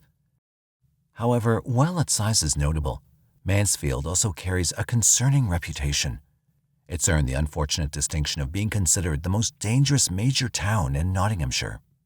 Out of 236 towns, villages, and cities, Mansfield finds itself among the top 20 most dangerous locations. In 2019, the overall crime rate reached 124 crimes per 1,000 residents in Mansfield, significantly higher than the Nottinghamshire average. This places Mansfield at the 25th spot among the most dangerous towns across England, Wales, and Northern Ireland. Nevertheless, the residents are good-natured people. This is the town where Liam Gray and his family lived. Liam Gray, also known as Liam Peters, was born in 2001 in Mansfield, Nottinghamshire, United Kingdom. His mother, Joanne Peters, showered him with love and care that influenced his teenage years. Growing up in Mansfield, Liam was fortunate to have a close and affectionate bond with his granddad, John Barry, whom he lovingly called Pops. Sibling dynamics are often colored by clashes, and Liam's relationship with his elder sister, Paige Peters, was no exception. It was a nightmare to me. Obviously, he was my little brother and we just clashed so much. But we was really close as well. I was like his second mum, I think, because my mum had me quite young and Liam quite young. Me and Liam was really close growing up. Despite occasional clashes with Paige, Liam's connection with her remained steadfast. Music was a central part of Liam's life, and his kitchen often transformed into his dance floor. With the Backstreet Boys' I Want It That Way playing in the background, Liam would dance around with carefree abandon, showcasing his joyful and exuberant spirit. However, life wasn't without its challenges. Liam faced struggles at school. He wasn't cut out for academics. Liam's life was characterized by the deep friendships he formed, particularly with his best friend Reese. I've known him all my life. We grew up together, went to school together and everything. We were just a bit crazy, to be fair. Everyone would be like, oh, Liam and Reese are together again. As little lads, we used to fight with each other. Get ready. We'd fall out, but then we'd be best mates again anyway. He's mint. I loved him, I did. There was a special place in my heart for that lad. However, Liam's story took a surprising twist when he introduced Jonathan Treadgold of Kent Close Worksop, known also as Joe, into his circle of friends. Jonathan, who is the same age as Liam, grew up in foster homes and had a criminal past that often tended towards crime. Despite their differing backgrounds, Liam's compassionate nature led him to befriend Jonathan. Do you know what? When I first met him, I thought he was alright, to be fair. He was a good lad. And we all just ended up getting on. It was kind of like, I don't know, Three Musketeers. Besides great friends, he had a good partner too. His relationship with his partner, Sean, was remarkable. He used to live on the same street that we lived on, but then I think he ended up being taken into care. On July 18th, 2019, Liam's partner Sean gave birth to their daughter, Isla. At just 18 years old, the joy of fatherhood illuminated Liam's life, and he fully embraced the responsibilities that came with it. He wanted to replicate the love and care his family had shown him to his daughter. As Liam embraced fatherhood, he decided to move to Birmingham to better care for his daughter. He was determined to build a better life for Isla and himself. Him moving out was always a big thing. He wanted to move out, wanted to get my own place. So and then he can do what he wants and he can have it looking how he wants it and stuff like that. Do you know what I mean? Liam made plans to leave for Birmingham on August 2nd, 2019. But before he left, he wanted to have one last day with his friends and say his goodbyes. We planned to go to the pub, have a few drinks before Liam left to go to his new house. He was going literally the next day. So on August 1st, 2019, Liam went drinking with Reese and Jonathan Treadgold at a house on Gladstone Street, Mansfield. Soon the friends moved from the house to a local pub. As it got late, the boys returned to the Gladstone Street house. Little did Liam know that this evening would forever alter the course of his life. Around the evening of August 1st, 2019, the emergency services of the United Kingdom, 999, received an emotional emergency call from John Barry, Liam's grandfather. John's emotional voice told the emergency services, Ambulance, is the patient breathing? He's been stabbed in the chest. Okay, is he breathing? Just about, yes. Okay, is he awake? He is, but he's still just about awake. Liam. Tell me exactly what's happened. He just walked in the house and his lad jumped up and stabbed him. Okay, you're doing really, really well. Now, do you know who the person is who stabbed him? Yes, What? John Treadgold. John Treadgold.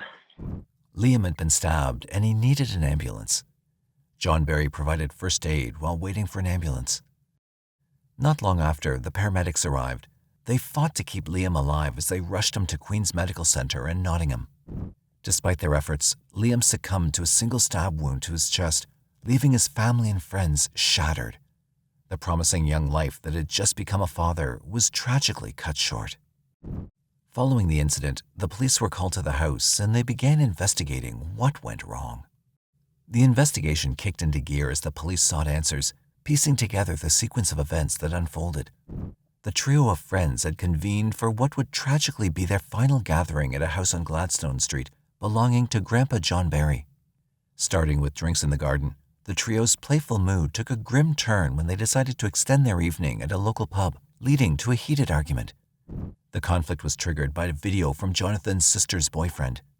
In the heat of the moment, Liam threatened Jonathan's sister's boyfriend, which caused an intense face-off between Liam and Jonathan. The group eventually returned to the Gladstone Street residence, each member arriving separately. Jonathan, arriving before the others, laid his hands on a carving knife from the house. The fateful moment arrived when Liam and Reese followed suit, joining Jonathan at the house. In a matter of minutes, the volatile situation reached its breaking point. With a swift, shocking motion, Jonathan thrust the knife into Liam's chest, striking his heart with a devastating blow. After stabbing Liam, Jonathan ran out from the back door, announced to John Barry and Reese that he'd stabbed Liam, and fled the scene. John's come running out, I've stabbed him, I've killed him. I thought, shut up, no you haven't. And he ran off, and that's when I was like, okay, he might have actually done something here. I've gone in, and Liam stood there, and he's got a handful of tea towels off of Pops' radiator, stuck into his chest and gone, ring an ambulance. And I pulled my phone out, and I didn't know what to do, so I rang the ambulance and gave my phone to Pop.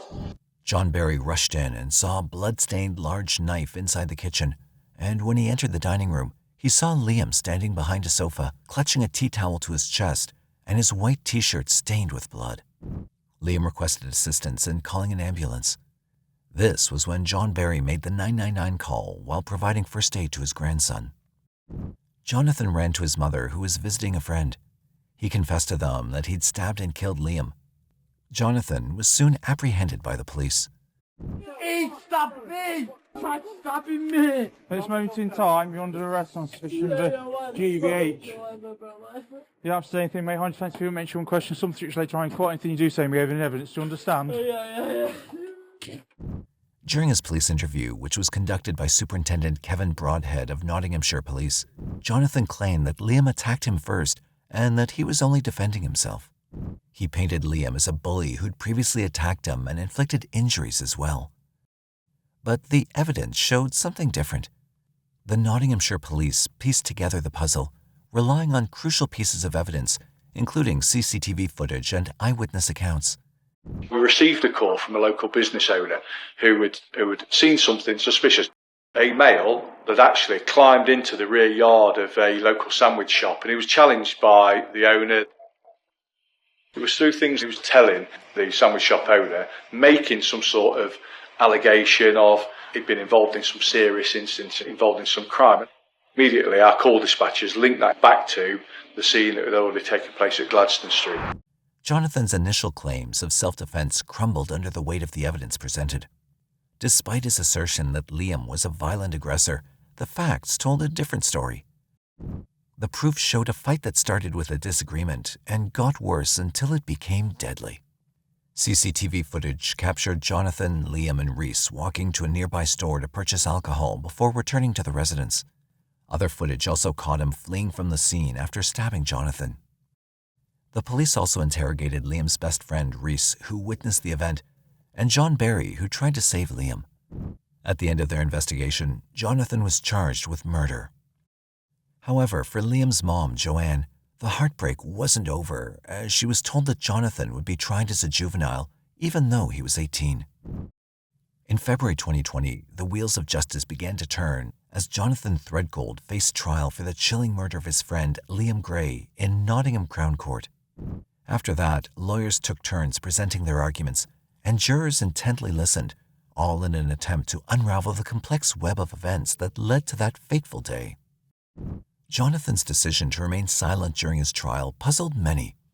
Throughout the legal proceedings, he displayed disruptive behavior and adamantly refused to take the witness stand.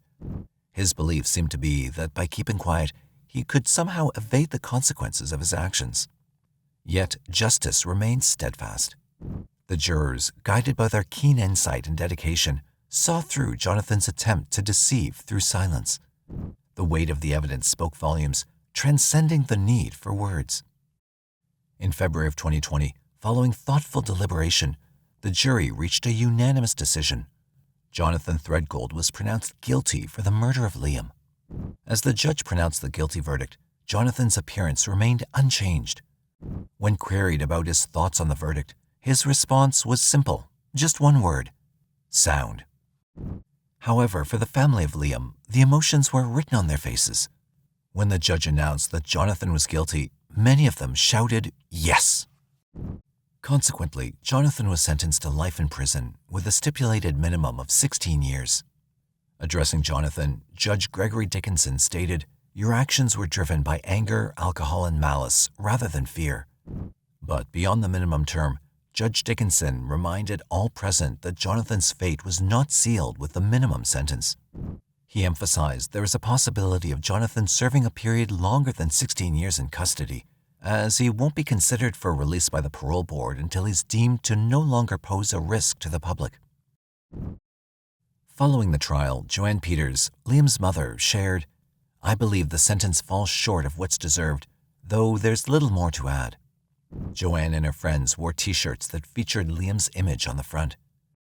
Loved ones gathered outside to respond to the jury's decision, and Joanne read a statement that began with, "The pain we've endured is something no family should bear. Our lives have been forever shattered." Addressing the courtroom, she expressed the heartache that no punishment could ever truly cover the immense void left by their loss. The chance to lay eyes on Liam or to witness his name illuminating their phones had been abruptly stolen from them by an unrelenting tragedy. However, she extended gratitude to all who had supported the family during their ordeal and those who had worked tirelessly to try to save Liam's life. Adding her perspective, Liam's sister, 22-year-old Paige Peters, shared cherished memories of her younger sibling. "In my recollections, he'll forever be my little brother," she said. Paige portrayed Liam as a constant presence during times of need. Paige further noted that Jonathan's ill-conceived notion of evading accountability demonstrated a lack of remorse for the grave consequences of his actions. While a notable reduction in knife-related crimes has been achieved in Nottinghamshire, defying the national trend, it's believed that even one victim of knife crime is unacceptable. Knife crime is treated with utmost seriousness by Nottinghamshire police, and it's firmly believed by both us and the communities we serve that our streets should be devoid of weapons. In 2022, Liam's mother, Joanne Peters, recounted the distressing moments when she was informed of her son's murder in the documentary Britain's Deadliest Kids. During a heartfelt moment on the Discovery Plus show, Joanne shared a precious moment when she expressed her love to Liam while Liam was being taken to the hospital. She hoped he heard her words because that was their final conversation before he passed away. Joanne became emotional as she recalled the moment when she knew something bad had happened. They didn't even have to say anything, I just knew, and I think I said to them, "He's gone, hasn't he?" And they said, "Yeah, we regret to tell you, that he has gone, yeah, he's passed away."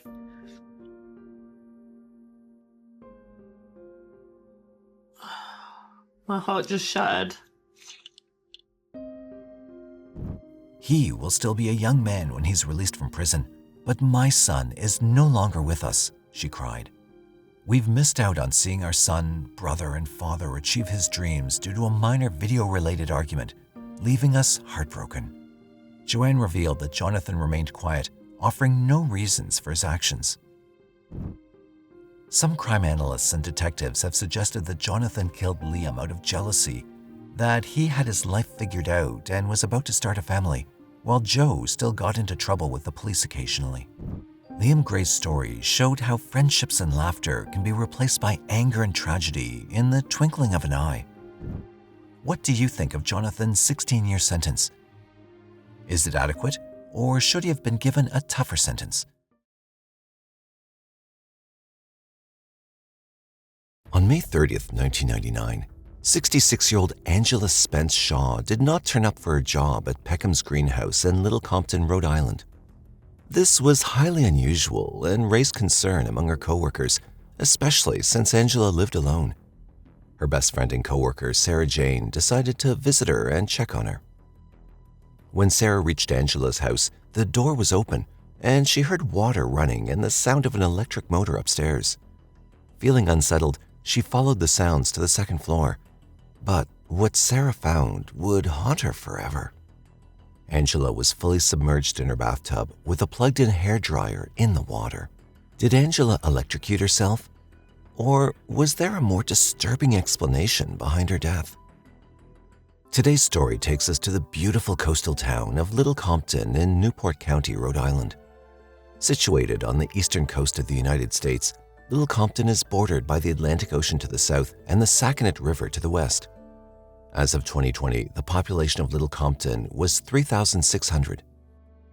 Named after Little Compton in Warwickshire, England, the town is a serene and quiet place with many natural and historic wonders. It attracts lots of visitors, especially in the summer months. Little Compton has historically been so peaceful that since 1965, for more than 30 years, the town never recorded a single murder. However, that all changed in 1999 when the total crime offenses for the state spiked by 2.3% over the previous year. This was the town where 66-year-old Angela Spence Shaw lived alone.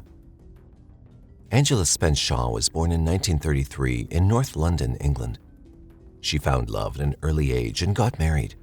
Family was at the heart of Angela's life, so when her husband Peter Van Cleve Shaw suggested they move to the United States, Angela didn't hesitate for a second. After moving to their new home, the couple set up and ran the Campus Shop, a bookstore on the Wheaton College campus in Norton, Massachusetts. Angela had 2 sons, Gerard and Justin, and the family lived happily.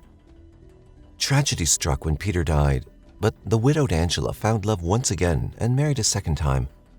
With her new husband, Bernard Spence, she continued running the Campus Shop. In 1980, the couple decided to sell the shop and move to Little Compton, Rhode Island. Shortly after that, Bernard too passed away. Despite the challenges of being widowed again, Angela carried herself with grace. She was a devoted mother to her 2 sons and soon became a grandmother to 4 lovely grandkids. Her love and care extended beyond her family to the local community in Little Compton as well. Angela would frequently volunteer to help the needy and was known as a passionate painter and birdwatcher. But what truly set Angela apart was her unwavering love for nature. She enjoyed gardening and spending time outside. So deep was her passion for gardening that, even at the age of 66, she happily took on a job at Peckham's greenhouse. It was here that she became friends with her colleague, Sarah Jane Craig. Angela loved her job so much that she never missed a day of work. So, on May 30th, 1999, when Angela didn't show up at the greenhouse, her coworkers were understandably worried. Her friend Sarah Jane decided to check on her at home. Little did the woman know what horror awaited her at Angela's house. When Sarah arrived at Angela's house, she noticed that the front door was unlocked, which was unusual. Concerned, she entered the house. The first floor was under renovation at the time, but everything appeared relatively normal, except for the sound of water running upstairs and the faint hum of an electric motor. As Sarah followed the noise up the stairs, what she saw traumatized her completely. Angela was submerged in the bathtub on the second floor. She was wearing just a pink nightshirt, and it was evident that something terrible had occurred. Next to Angela in the bathtub, an electric hairdryer was left running in the water. Shocked and disoriented, Sarah collected herself enough to unplug the hairdryer, step outside, and call the police. Authorities from the Rhode Island State Police and the Little Compton Police Department quickly arrived at the scene. Little Compton hadn't witnessed a murder since 1965, and the police department had only 9 officers. So, a crime of this magnitude was shocking even to them. The initial scan of the house revealed no signs of forced entry. Despite having valuable items in her house, nothing appeared to have been stolen. Angela's wallet, containing $500 in cash, lay untouched on the bedroom dresser, and her jewelry remained undisturbed. So, the police ruled out burglary. However, the presence of the hairdryer in the bathtub indicated that Angela's death was not accidental. She'd suffered severe blunt force trauma to her head, rendering her unrecognizable from injuries.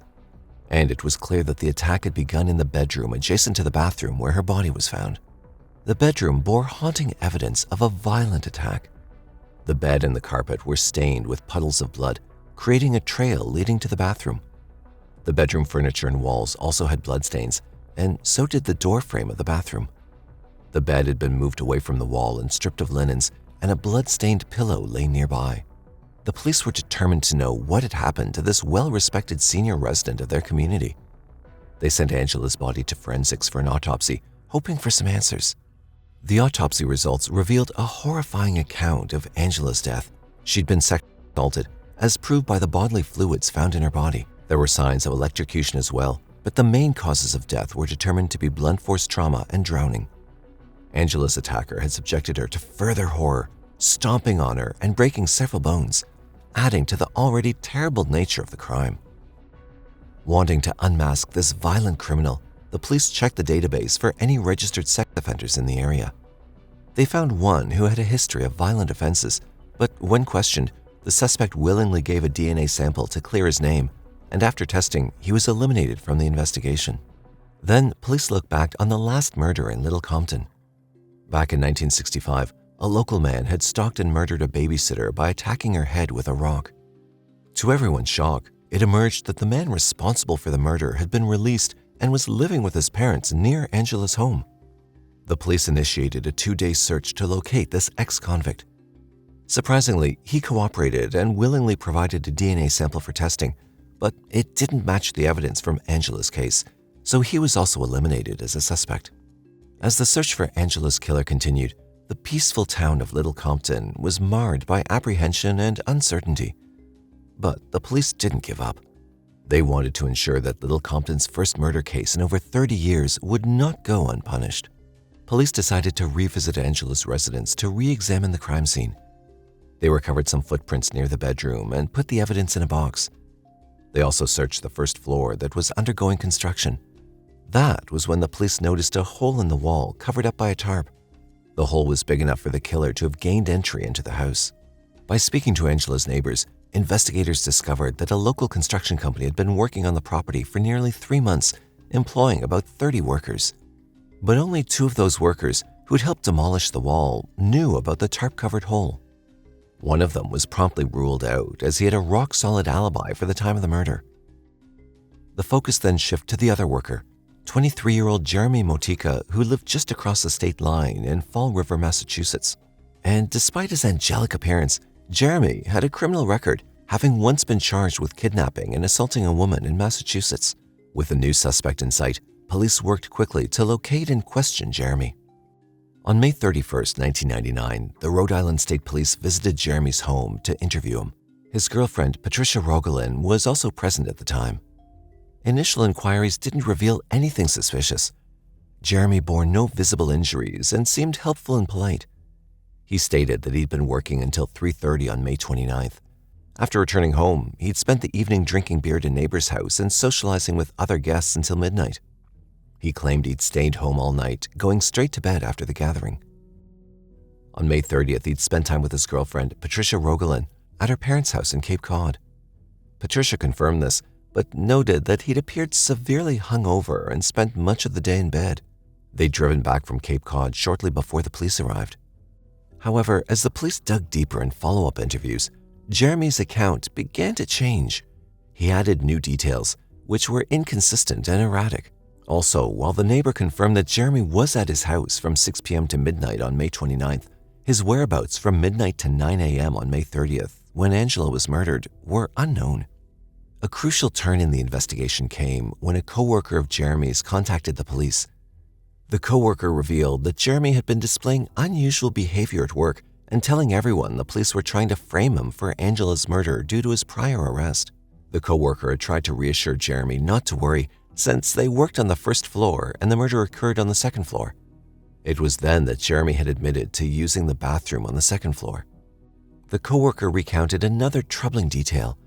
Jeremy had seen an evidence box labeled shoe prints that the police had collected from the crime scene. Soon after that, Jeremy was overheard on the phone, instructing his girlfriend to dispose of his work boots at her parents' place in Cape Cod.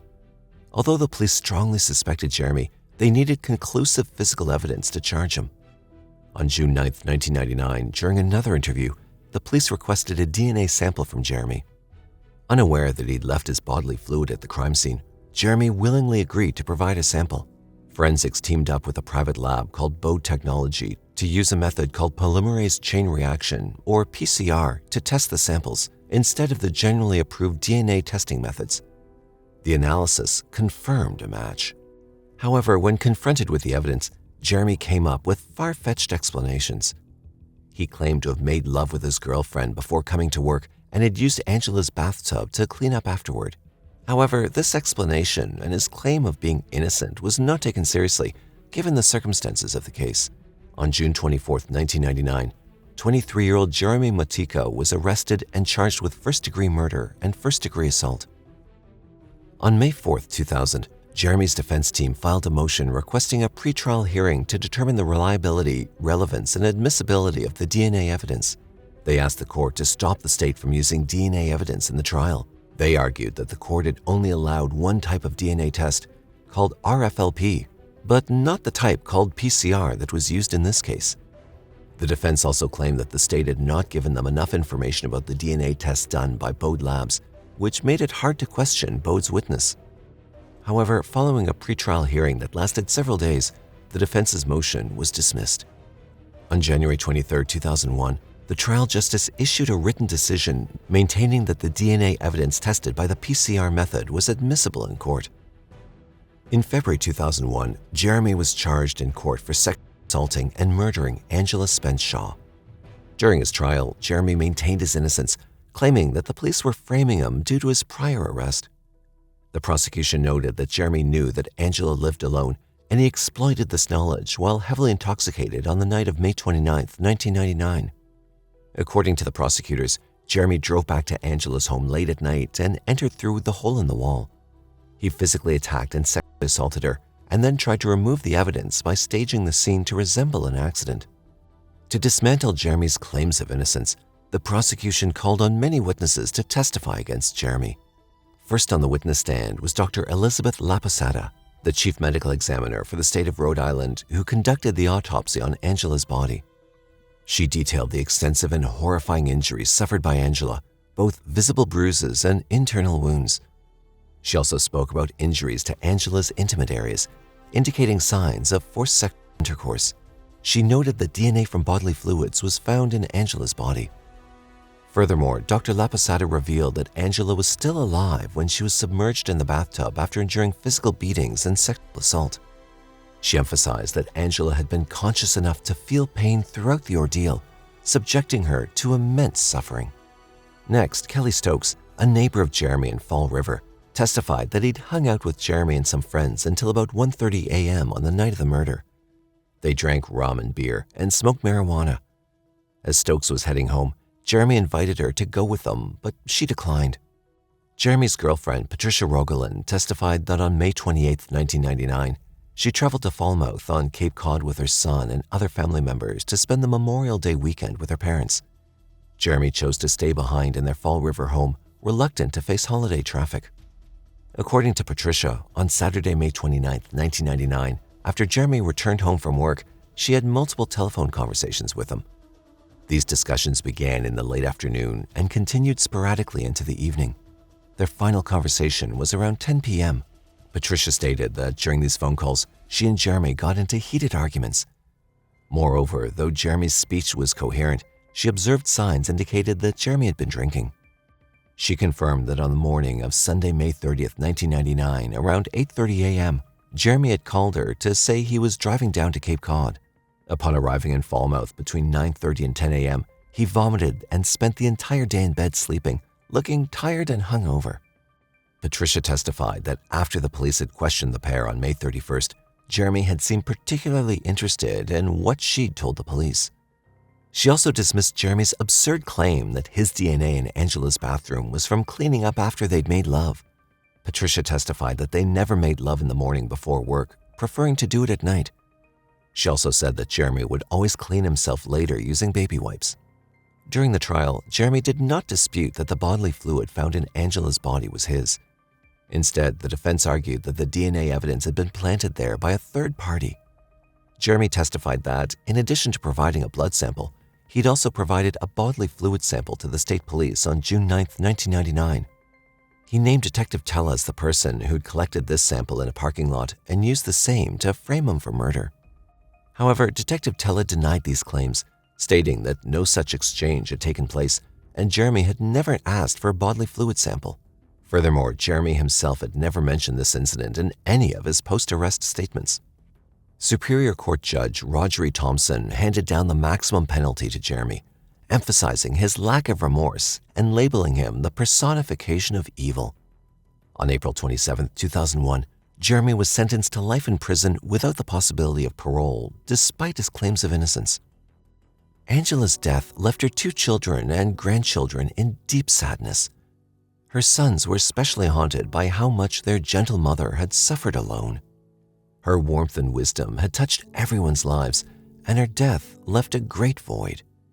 She was missed greatly by her co-workers and the Little Compton community at large. Jeremy filed 2 appeals challenging the verdict, which were denied. Eventually, his 3rd appeal reached the Supreme Court. In his appeal, Jeremy challenged several rulings made by the trial justice and questioned the credibility of the methods used by Bode Labs when testing DNA. He believed that the trial judge was unfair in not advising the jury about the possibility of a lesser offense, like voluntary manslaughter from reduced mental capacity. He also disputed the appropriateness of a life sentence without parole. Nevertheless, in 2014, Jeremy's attempt to overturn his conviction was denied. Records indicate that Jeremy, now 48 years old, is currently incarcerated at the Rhode Island Maximum Security Prison in Cranston, Providence County. Angela Spence Shaw's story shows how elderly people who live alone can be dangerously vulnerable to the whims of a killer or psychopath. Angela only wanted to renovate her house, but the person she trusted took undue advantage to attack her in her own bedroom. Do you think that justice was served for Angela? Do you agree with Jeremy's claims of innocence?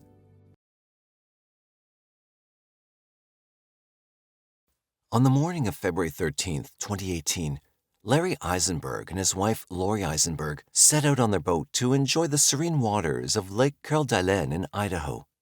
The couple had planned to watch the sunrise in the beautiful Sun-Up Bay before heading to an exclusive resort for breakfast. Larry and Lori were the ideal couple and were seen by many as pillars of their community. A few hours into their date, Lori called 911 in a panic. Her husband, Larry, had gone missing. My husband he had a stroke and he fell over. Are you out in a boat? Yeah. Is he awake? No, he's Okay. in the water. What happened to Larry? Did he just disappear? Or was there something more disturbing about his disappearance? Today's story takes us to Carl Jan, located in northern Idaho, USA. Carl Jan is celebrated for its natural beauty, vibrant community life, and a wide array of recreational opportunities. The city's crowning jewel is undoubtedly Lake Carl Jan, a shimmering crystal-clear body of water that stretches for miles, offering a paradise for water enthusiasts.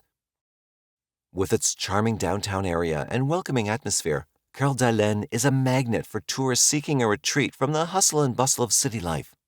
Carl Jan is known for its warm and hospitable residents, embodying the friendly spirit of the American Northwest. The city's community is a diverse mix of individuals from various backgrounds and walks of life. In terms of safety, like any community, Carl Jan experiences its share of crime, including property crimes, theft, and occasional incidents of violence. The crime rate in Carl Jan in 2018 was 245.9. However, when compared to larger urban areas, Carl Jan often maintains a lower overall crime rate, making it a relatively safe destination for tourists and a comfortable place to call home for its residents. This is the city where Larry Isenberg, his wife, and children lived. Larry Isenberg was born to Robert Isenberg and Elizabeth Keithley on March 1, 1950, in Carl Jan, Idaho. He grew up in an area known for generations of families dedicated to logging and mill work, so naturally, his life was built on hard work and family values. After earning a degree in forestry from the University of Idaho, he dove headfirst into the lumber industry. In 1974, Larry married his first wife and welcomed 2 children, Jessica and Dean, into the world. Their marriage eventually came to an end after their kids grew up. After the divorce, Larry focused on his work and often took out time to go fishing. In 2004, Larry met Lorcine Laurie Barnes at the Coeur d'Alene Chamber of Commerce. Laurie was born in 1953 and had a challenging upbringing. Raised in a sect of the Church of Jesus Christ of Latter-day Saints, also known as Mormons, her early life was marked by poverty, sometimes having to find shelter in vacant farmhouses. In 1973, at just 19, she married Stephen Barnes, and together they had 6 daughters. However, their marriage ended in 1996. Laurie moved to Coeur d'Alene as a single mother, determined to find a better life for her children. Laurie was charming, cheerful, and compassionate. She had a warm smile, and her infectious laughter drew people to her. In 2004, Larry and Laurie found each other, and their love story blossomed. They quickly got married, and residents saw them as the perfect couple. Their love extended to their large extended family, and they relished hosting gatherings at their secluded cabin, a slice of paradise just south of town. By 2009, the Isenbergs had become pillars of the Coeur d'Alene community. Larry, though retired, remained active in various civic groups, while Laurie became the executive director of the North Idaho Housing Coalition, an organization dedicated to improving access to affordable housing for low to moderate income families. As the executive director with the authority to manage annual grant funding of up to $3 million, Laurie held a significant position. She loved her job because it mirrored her values of helping those in need. Are you tired of renting? Want to buy a home? Well, you're not alone. Almost everyone starts out renting with that dream that someday they can own their own home. Hi, I'm Lori Isenberg, Executive Director of the North Idaho Housing Coalition, and I'm very pleased to be able to take a few minutes and talk to you about 2 programs we have that may be able to help you or someone you know purchase a home. While Laurie was smart, persuasive, and resourceful, Larry was a passionate outdoorsman, finding solace and joy in the natural world.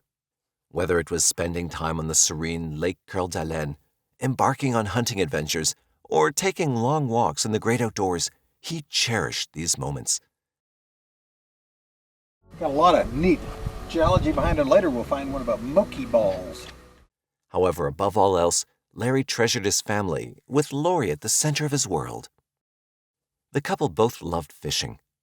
Early on the morning of February 13, 2018, Larry and Laurie set out on their boat to enjoy the serene waters of Lake Coeur d'Alene, planning to watch the sunrise in the beautiful sun-up bay before heading to an exclusive resort for breakfast. The couple's boat ride began beautifully, but things took a sharp turn. At 10:25 a.m., Laurie called 911 in a panic, saying Laurie had had a stroke and fell into the lake. 911, what's the address to your emergency? I need help. I'm on the lake. I'm sorry, I can't understand you. What's the address? I'm on the lake, but I don't know where. My husband he had a stroke and he fell over. Are you out in a boat? Yeah. Is he awake? No, he's Okay. in the water. He's in the water? He's gone. I've been looking for him for hours. She was so hysterical that she was incoherent and the dispatcher had trouble understanding her. Laurie explained that Larry thought the boat had motor problems. He stood up to check and, tragically, fell overboard while speaking to her. The dispatcher warned Laurie to put on a life jacket, but in the chaos, she slipped inside the boat and hit her head. After 2 hours, Laurie called 911 again from Larry's phone. She explained that as Larry leaned over, he fell in. She tried to grab him, but tripped and hit her head. He was driving the boat, and he stood up fast, and he said, that something's wrong with the motor. And so then he unzipped the cover thing and went to the front of the boat. He turned towards me to say something about the electric motor, and he and he fell over. She claimed that she hadn't called earlier because she was desperately searching for him and had left her phone at home. Laurie told the dispatcher that Larry hadn't been feeling well lately and might have had a mini-stroke. She stated that he looked pale and ill before the trip. She also confirmed that he texted his friends that he'd had the flu. When Kootenai County Sheriff's deputies arrived at the scene, Laurie was alone on the boat. She had a bloody nose, which she explained happened when she was attempting to save Larry. The police immediately swung into action and a big search began. He said he didn't feel good and he was doing things weird, and then he went up to the motor and the motor was broken. It was the other motor. Okay. And then I said, "Why are you doing that?" And he turned to look at me and his face just looked... Okay.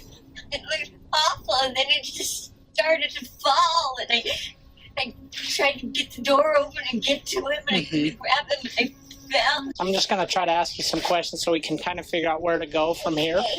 Okay? Can you tell me, how did you get the bloody nose? I fell down. You fell down. So Okay. she fell against the door. I was trying to grab him. Okay. All right. Well, we got Find him. we got the best people out there looking for him right now. Okay. Authorities scoured the Powderhorn Bay and East Point area in the southeast of the lake, desperately searching for Larry Isenberg. They tried to use sonar equipment, but the rough weather and cold disrupted the tools. Lori Isenberg joined the search team, hoping to help in narrowing down the search area. Rescue teams combed the lake, but there were fears that Larry may have already succumbed to the chilling water temperature, which was about 38 degrees that day. Interestingly, earlier that same morning, Lori made front-page headlines in the local newspaper with the headline, "Housing Nonprofit Leader Part Ways." Shockingly, the North Idaho Housing Coalition had discovered and exposed her embezzlement activities, severing ties with her as their executive director. The North Idaho Housing Coalition had ordered an internal audit due to alarming account irregularities. It was revealed that Lori had considerable access to their bank accounts, operated with limited oversight, and had gone as far as submitting fraudulent invoices from companies established in her daughters' names with their knowledge. The extent of the embezzlement was staggering. More than 33 credit cards were involved, some issued to Lori's daughters and even Larry. Money had been siphoned off from bank accounts, amounting to a staggering $500,000. On February 23, 2018, 10 days after Larry's disappearance, the police secured a search warrant for Lori's residence. In an unsettling twist, Larry's wallet was discovered in the house, neatly tucked away in a desk. This raised eyebrows, as Lori had claimed they were heading out for a breakfast date on the day Larry disappeared. Even more concerning were the bloody latex glove and bloody tissue the police found inside the house, intensifying the mystery and raising suspicions about Lori's role in Larry's disappearance. The police also noticed that shortly after Larry's disappearance on February 13, 2018, Lori had sent an email to the North Idaho Housing Coalition. In the email, she acknowledged the accident involving Larry and asked for forgiveness for the embezzlement of funds. Lori pledged to reimburse the stolen funds and mentioned her intent to sell her home to settle the debt. On February 27, 2018, Lori Isenberg was arrested. She was charged with 40 counts of forgery and 1 count of grand theft. Her bail was set at $75,000. On February 28, 2018, one of her daughters swiftly posted her bail. The very next day, on March 1, 2018, after 2 weeks of searching, a resident reported a body floating face down in the Sunup Bay. 911, what is the address of the emergency? Port Lane. Okay, and tell me exactly what happened. Well, nothing's happened, but I believe that there's a dead body on our shoreline, right outside of our house. The police swiftly responded and recovered the body. To confirm the identity, an autopsy was ordered by the Spokane Medical Examiner's Office alongside the Kootenay County Coroner's Office. Meanwhile, after Lori's bail was posted, Lori went to Seattle in April 2018, where she met her sister and daughter, Chrislyn Woolston. During this meeting, Lori revealed to them that she was scared that the police would wrongfully implicate her for murder. During the conversation, Lori told her daughter that she felt she could no longer maintain contact with her children, and after that, no one saw her again. A month later, Lori made a disturbing call to her daughter from an unknown number. She apologized and explained that she had to disappear. Chrislyn, despite the circumstances, believed in her mother's innocence, assuring her that she'd fight for the truth. After that, Lori failed to appear in court, resulting in the forfeiture of the $75,000 bond co-signed by her daughter. In May 2018, following Lori's failure to appear for 2 court dates related to her fraud case, a substantial $500,000 bench warrant was issued for her arrest. While Lori was in hiding, the Kootenay County Coroner's Office released the findings from Larry Isenberg's autopsy. The autopsy revealed that the body was that of Larry Isenberg. Shockingly, according to the autopsy, Larry had an extremely high level of diphenhydramine. Diphenhydramine is known for causing drowsiness even at normal dosage levels, which typically range between 100 and 1,000 nanograms per milliliter. However, the autopsy revealed that a staggering 7,100 nanograms of diphenhydramine were detected in Larry's body at the time of his death. The autopsy also revealed that there were no signs of stroke and no signs of drowning. These shocking revelations turned the case into a full-fledged homicide investigation. In the subsequent months, investigators tried to find out the truth behind Larry's death. Meanwhile, after several months on the run, Lori turned herself in July 2018. Authorities suspected Lori was hiding near her sister Jamie DeVault's home in Southern California, who had previously claimed she didn't know Lori's whereabouts. In November 2018, Lori agreed to plead guilty to 3 counts of wire fraud and 1 count of federal program theft. She agreed to pay $579,495 in restitution. Additionally, 4 of her daughters, Tracy Tesh, Amber Hoskin, Jessica Barnes, and April Barnes, also pleaded guilty to conspiracy to commit program theft, acknowledging their involvement in the scheme. Tesh admitted to having received about $15,300 from the fraudulent activities, while Hosking confessed to receiving $16,500 from the scheme. Jessica Barnes admitted to receiving $15,500, while April Barnes confessed to having received approximately $11,500. The daughters acknowledged receiving money for work they hadn't actually performed. Jessica Barnes was reported to have lived in one of the homes owned by the Housing Coalition. When she couldn't afford the rent, her mother, Lori, fraudulently covered it using federal funds or donations. Her daughters were sentenced to 3 years of probation and were ordered to complete 100 hours of community service.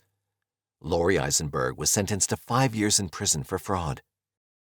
Interestingly, it seems Larry was unaware of all the elaborate schemes by Lori and her daughters to defraud the North Idaho Housing Coalition. While in jail, Lori underwent a profound religious transformation. She started sending her daughter, Chrislyn Woolston, letters filled with scripture and requested weekly Sunday school lessons. However, when she brought up the topic of faith in a jailhouse call in March 2019, Woolston gently declined to discuss that topic, triggering a sudden change in Lori's demeanor. Lori was frustrated that her daughter hadn't forgiven her and ended the call abruptly. However, as one case ended, another had only just begun. The investigation into Larry's homicide was deliberately kept under wraps for 2 years.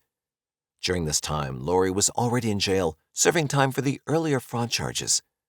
This strategic move allowed law enforcement to carefully build their case without Lori being free in the community. Lori reportedly had connections with the local police and was even friends with some of them. These ties seemingly played a role in the initial stages of the investigation, where, despite discrepancies in her statements, she was not immediately viewed as a suspect in Larry's disappearance.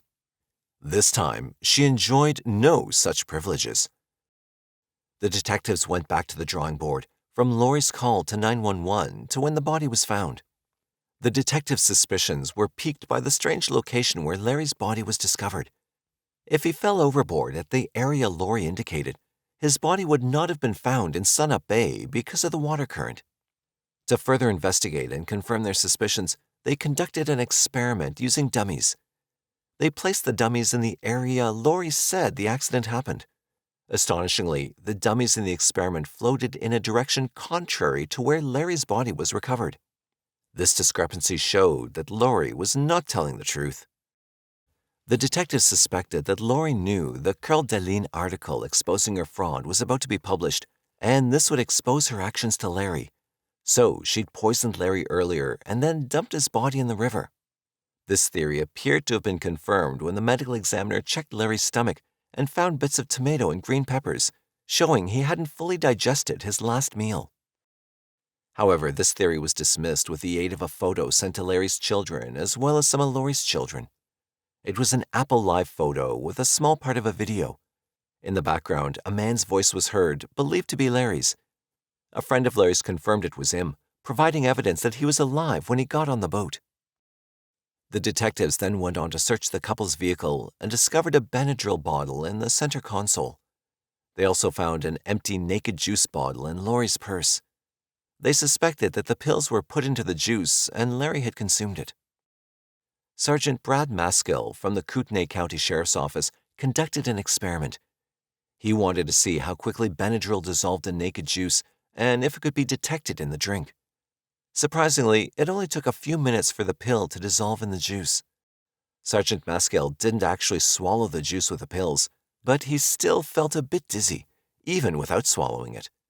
This led to the detectives to suggest that Larry might have quickly drank the juice and perhaps didn't notice the bitter medicine aftertaste. As the investigation intensified, the detectives checked Laurie's phone and discovered concerning searches. She'd looked up information about several coastal areas in Florida. Additionally, her searches included topics related to water deaths, boat rentals, and water depths. While still serving her federal prison sentence for fraud and embezzlement charges, Laurie was charged with premeditated murder, accused of poisoning, torturing, and possibly lying in wait to commit the crime against her husband, Larry Isenberg. On February 24, 2020, police arrested Laurie, who was 66 at the time, on the premeditated murder charge and took her to court.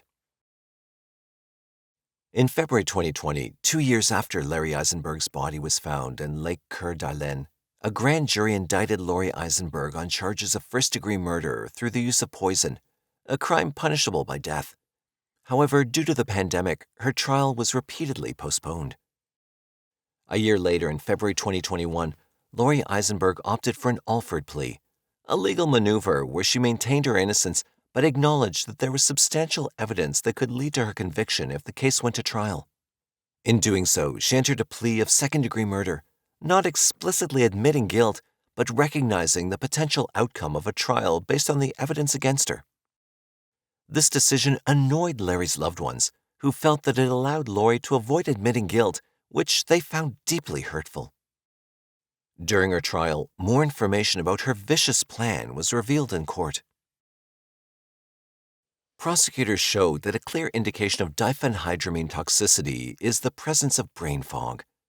Remarkably, this was a symptom Larry Isenberg had reported to his doctor while vacationing in Florida just about a month before his tragic demise. According to prosecutors, it's believed that Laurie Isenberg made an attempt on her husband's life during a family trip. In the days leading up to the boat ride where Larry allegedly went overboard, the couple had gone to Florida to witness a rocket launch. However, Larry's health began deteriorating during this trip. He reached out to his doctor via email, expressing that he was grappling with what seemed like the flu. Larry described his symptoms, mentioning the shakes, a severe lack of balance, and a persisting mental fog. These signs were later linked to the toxic levels of diphenhydramine found in his system.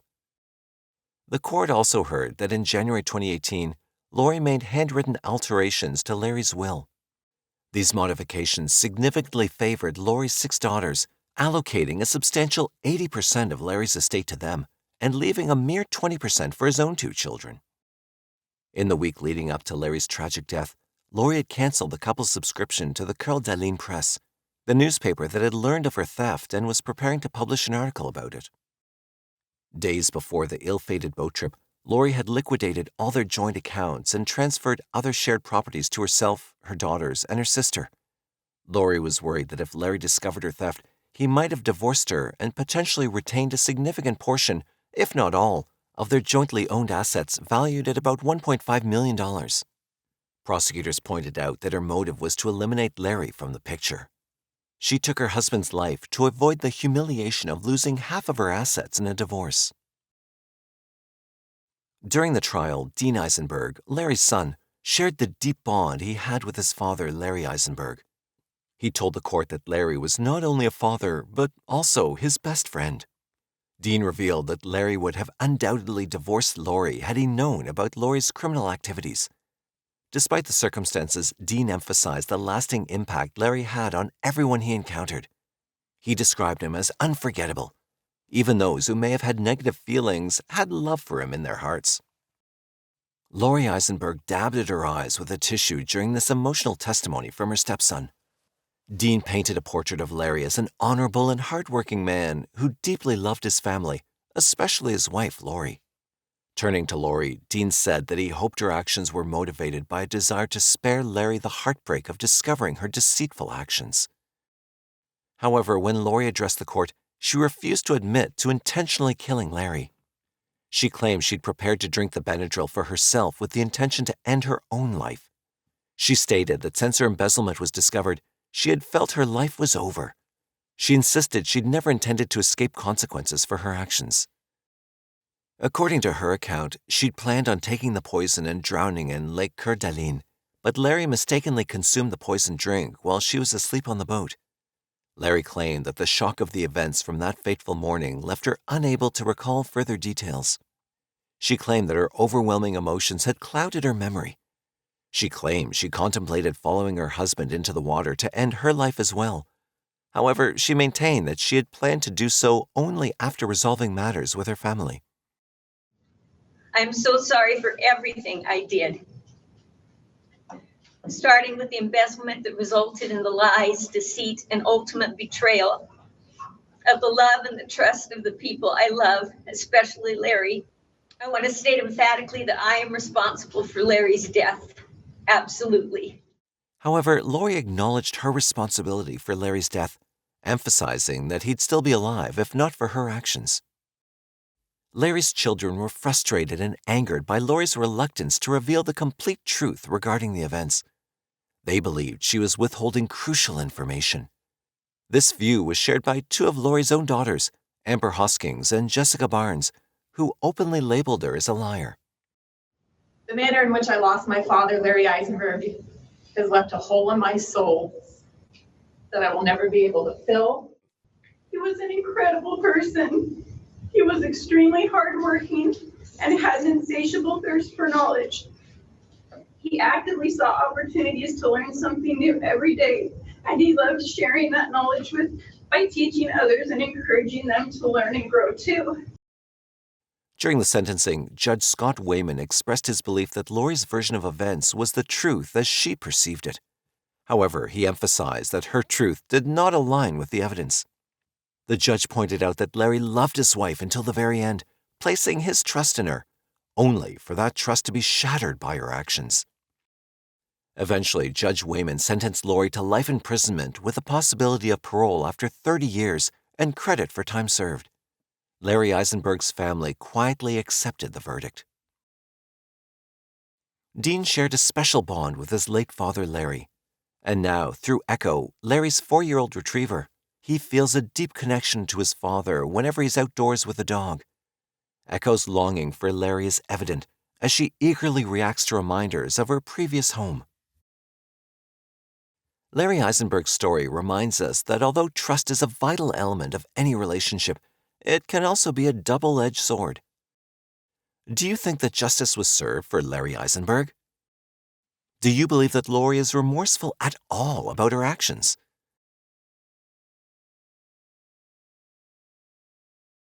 Vanessa Marcotte had been living her dream, living in New York and working at Google.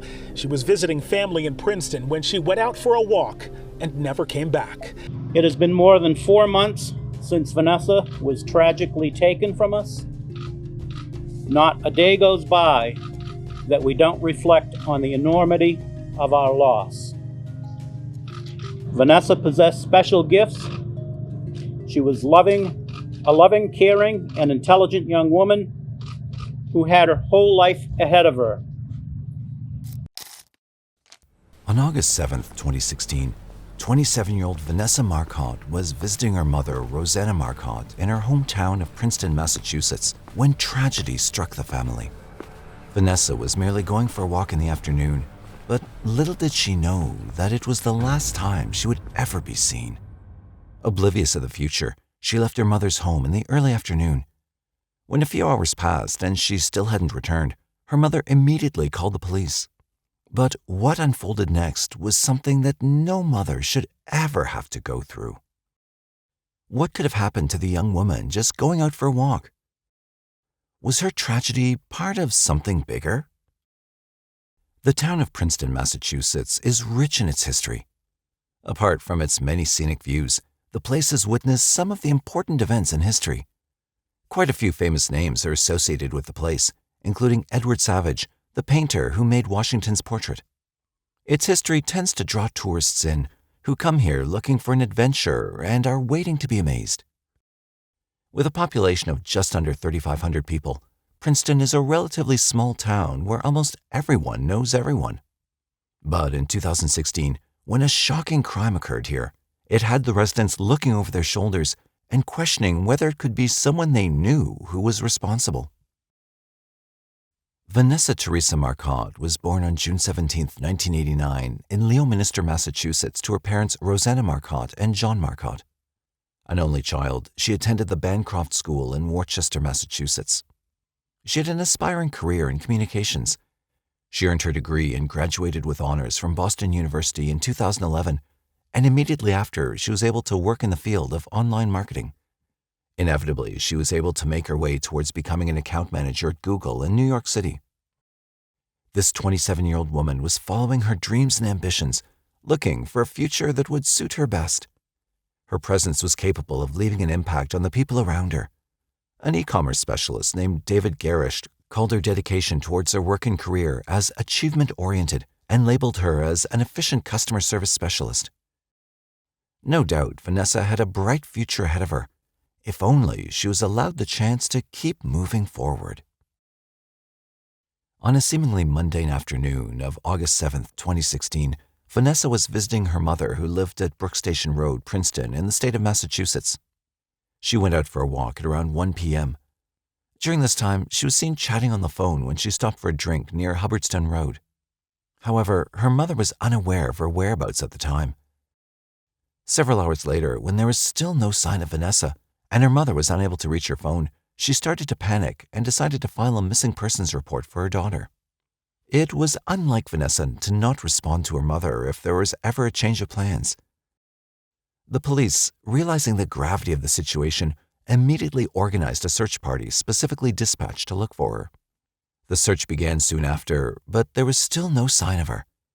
The police checked all the routes she usually took, but it was as if Vanessa had simply vanished. Vanessa's last known location placed her near the crime scene at 2:11 p.m., after which no more signals were picked up from her phone, indicating that the phone was either shut off or disabled.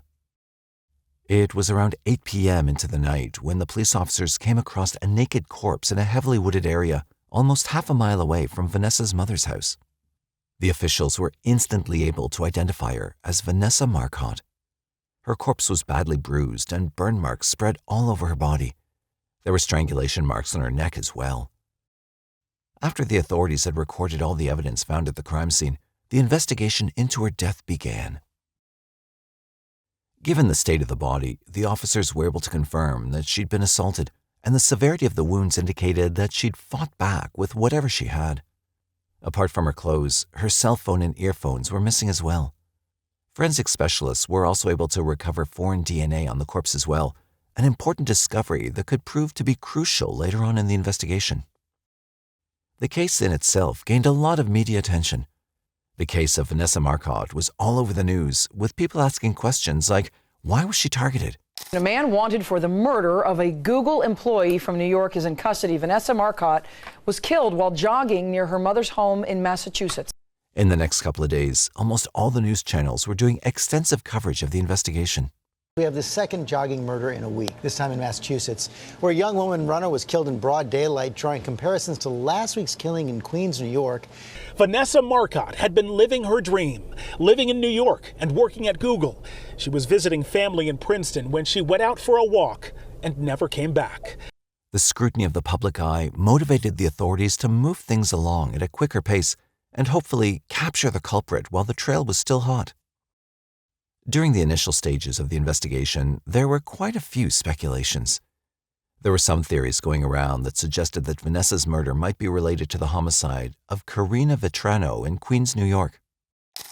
This homicide in New York occurred on August 2, 2016, and much like Vanessa, Vetrano's body also indicated signs of assault and was severely abused.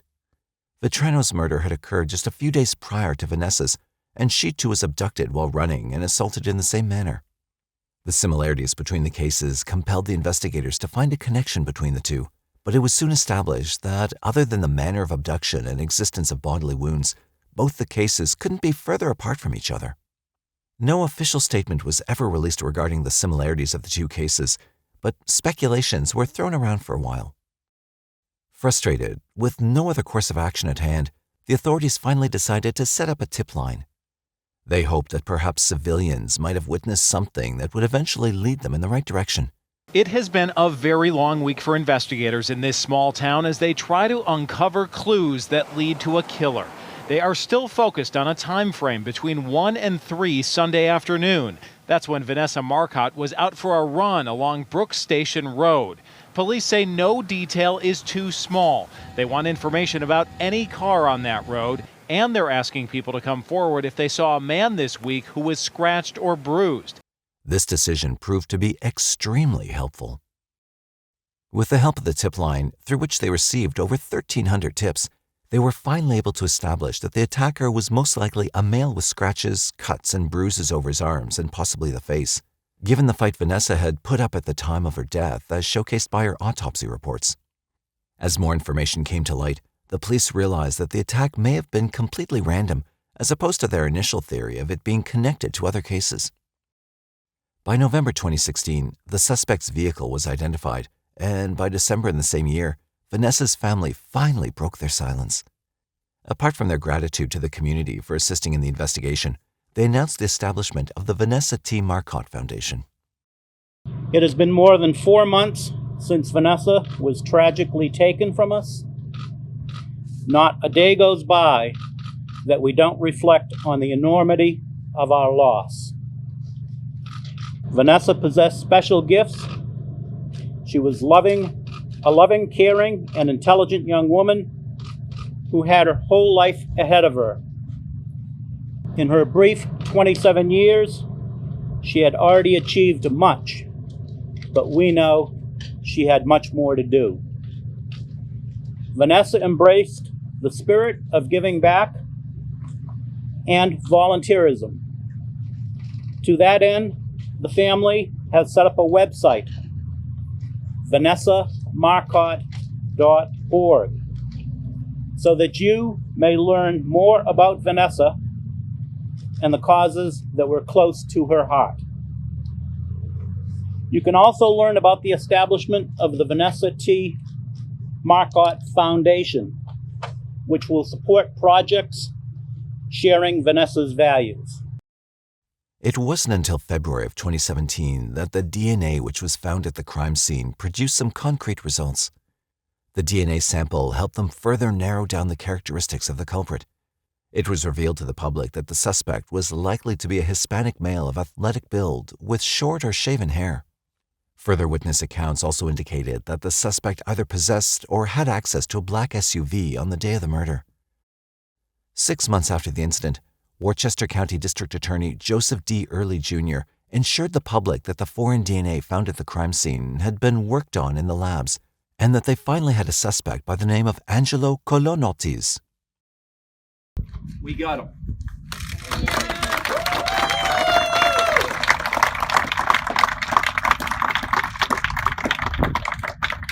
Early this morning, State Police arrested 31-year-old Angelo Colonottis in connection with the murder of Vanessa Marcotte last August in Boston, Massachusetts. On the afternoon of August 7th, 2016, Vanessa left the family home on Brook Station Road, where she had been visiting family, to go for a walk, and she never returned. Angelo Colonottis was a native Puerto Rican and had a family with 3 kids. According to official records, he had no past criminal history and was a local resident of Worcester for almost a year, which indicated that he knew the surrounding areas quite well. He was employed at FedEx as a third-party contractor. His delivery routes also encompassed areas in and around Princeton. Further interviews with close relatives and friends revealed that Angelo had quite a questionable character. His neighbors claimed that he often made vulgar or perverted remarks to those around him. A few of his former female co-workers also came forward claiming that he was known for making crude remarks about them in Spanish. As more people came forward regarding his offensive behavior, the more it became evident that the tragedy that struck Marcotte may have been an extreme result of an ongoing pattern. To build the case against Angelo, police used a number of key pieces of evidence. Apart from the DNA evidence, quite a few local witnesses placed him around the murder site at the time of death. He was reported to have bought $5 worth of gas at a nearby gas station. One of his neighbors mentioned that he'd seen Angelo somewhere around noon standing behind the hood of his black SUV. But after a while, as 2 p.m. rolled around, he was no longer there. The data from the cell phone records also placed him there at the reported time. The timestamp from Vanessa's phone was affirmed to be near the time of attack, and Angelo had no alibi to place him anywhere else during the hour. On April 14, 2017, a 36-year-old Angelo Ortiz was arrested on the charge of murder in the first degree and aggravated assault. A police officer on patrol had noticed Angelo's car, which matched the description of the culprit's vehicle. The officer decided to follow his gut feeling and immediately followed up by tracking down the license plate, which inevitably led to the arrest. The arraignment was held on April 18th, where the bail was set at $10 million. The DNA was the main piece of concrete evidence leading to the apprehension of the culprit under the name of the law, which is why, during trial, Angelo's lawyer, Eduardo Mansferrer, attempted to have the DNA evidence thrown out, claiming that the sample was obtained under false pretenses due to a language barrier. However, this claim was instantly refuted by the district attorney, since official records proved that the sample was given up voluntarily. On January 11, 2022, the judge chose to deny the motion to suppress.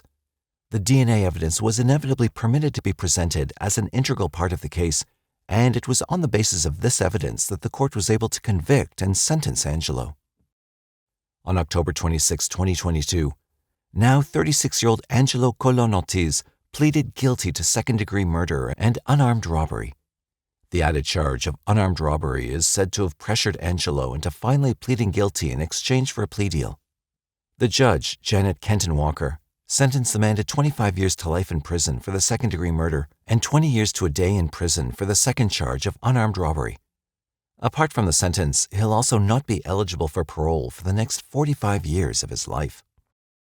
After going through such a harrowing ordeal, it was Vanessa Marcotte's family that insisted on taking the plea deal. District Attorney Joseph Early Jr. reported to the press that since the family didn't want to relive their trauma by listening to the graphic details of their daughter's death, they'd asked him to go ahead and accept the deal. Under an agreement with prosecutors, the murder charge was reduced from first-degree murder to second-degree, with the approval of Vanessa's family, who filled the courtroom and offered tearful victim impact statements. Rosanna Marcotte, Vanessa's mother, told the judge, "She was my only child. She was my world." Vanessa is seen here with her father, John, who never got to see justice. He died 10 days ago. The dispirited condition of the family may also have related to the fact that Vanessa Marcotte's father, John Marcotte, had died just 10 days before Angelo's sentencing. All Vanessa's dad had left to live for was justice. Honestly, every day for the last 6 years, that was the only thing that he was fighting for. But ultimately, I think just having to endure this for so long is really what led him to his death. The members of the family were trying to cope with yet another loss and couldn't bear to prolong the trial any further. Justice may have taken its time in this case, but it did its due diligence. Despite the overwhelming evidence present in the case, it still took over 6 years for the murderer to be finally sentenced. However, the family isn't entirely dissatisfied with the result. They believe the murderer got the sentence he deserved. They're more focused on the Vanessa T. Marcotte Foundation they started in the honor of her memory. The foundation is currently thriving and is responsible for teaching countless women how to defend themselves against culprits like Angelo Ortiz. They did not want anyone else to go through the ordeal they had to suffer, so they're passionate about keeping the foundation up and running as a way of continuing Vanessa's legacy. Go. Stay back. Setting boundaries. Go. Learning techniques. A room full of women inspired in the memory of one. She was a beautiful, smart, compassionate young woman. It has been a year and a half since Vanessa Marcotte lost her life, attacked while on a run in her hometown of Princeton. Her family and friends now turning tragedy into prevention. The end of this very emotionally turbulent case leaves us in a very conflicted sort of wonder. The family may have claimed peace with the decision, but do you think the family of the victim got the justice they deserved? Was the judge's decision too lenient, or did it fall in perfect alignment to the crime?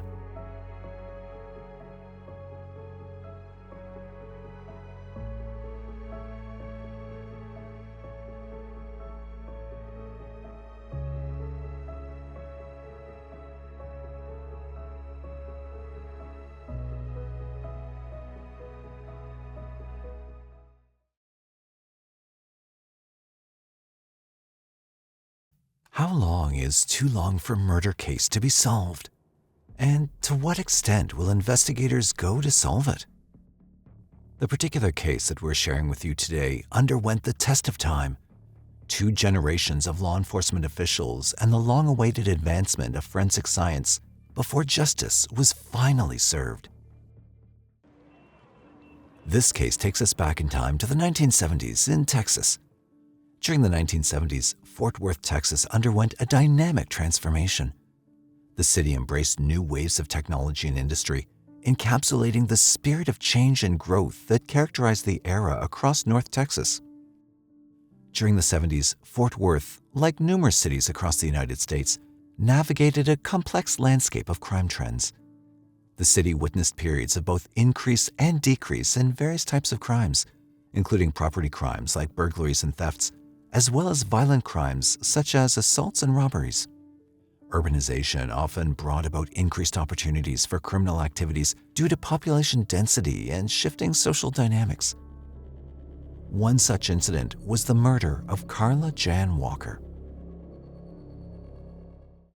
On February 20th, 1974, 4 days after Carla Jan Walker's disappearance, police discovered her partially clothed remains in a culvert near Benbrook Lake in Fort Worth, North Texas. Let's go back to 1974, when 17-year-old Carla Jan Walker was attending Western Hills High School as a junior. With a height of 4'11", Carla was an active member of the school tennis team and a cheerleader. 18-year-old Rodney McCoy, her boyfriend, was a senior at the same school. He was the captain and quarterback of the varsity football team. By the time 1974 rolled around, the couple had been in a relationship for approximately a year. With graduation around the corner, Rodney intended to enroll at Texas Tech University located in Lubbock, and Carla had made plans to join him there. As a symbol of their commitment, Rodney had presented Carla with a promise ring. On the evening of February 16, 1974, Carla was wearing that very ring as she and Rodney attended a Valentine's Day dance at the school.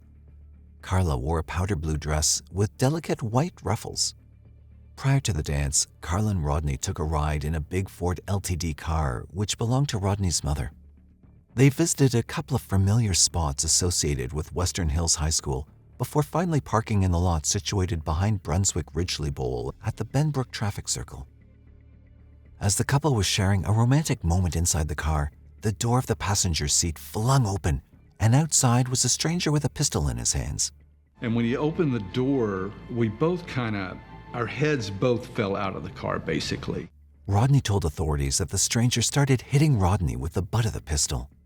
He nailed me pretty good on the first shot with the butt of the pistol. He had put his hand inside the car and stuck the pistol about 3 or 4 inches from my face and started pulling the trigger. I do remember clicks, 3 clicks. Rodney recounts that, strangely, the pistol didn't fire. But by that time, the stranger had already grabbed Carla by her arms and kept hitting Rodney with the other hand. Finally, she said, stop hitting him, I'll go with you. Did you recognize this guy? No, I didn't even get a look at the guy's face. Did it seem that Carla knew him? No. What do you say? I didn't say anything. It was all I could do to hold myself up and trying to wipe the blood at the same time. Rodney eventually blacked out and had no recollection of how long it took him to come to. Upon regaining consciousness, Rodney realized that Carla was missing and all of her belongings were scattered across the parking lot. Rodney hurried to inform the Walkers about the incident. He made a scraping sound as he reached the porch of the Walkers. Jim, Carla's youngest brother, heard the noise around 1:40 a.m., where luckily Carla's parents were also up late playing dominoes. Carla's father and the police searched for Carla in the nearby areas of the crime scene. However, despite their immediate actions, the young girl wasn't found that night. The next morning, a group of people came together to search for Carla. The police, her friends, neighbors, and even a helicopter joined in the effort. They searched everywhere on foot, horseback, and in cars. Students from her school, Western Hills High School, also gathered to pray for her safe return. However, on February 20th, 4 days after her disappearance, police discovered the partially clothed remains of Carla Walker in a culvert near Benbrook Lake. Once Carla was discovered lifeless, police discovered that she was beaten, assaulted, and strangled. The Fort Worth lab authorities found bodily fluids in her undergarments. However, the limited forensic capabilities in 1974 hindered an in-depth analysis which could lead them in the direction of a perpetrator. Adding to the mystery was the fact that shortly after Carla's funeral, the Walker family started receiving mysterious calls where the person on the other end of the line said nothing.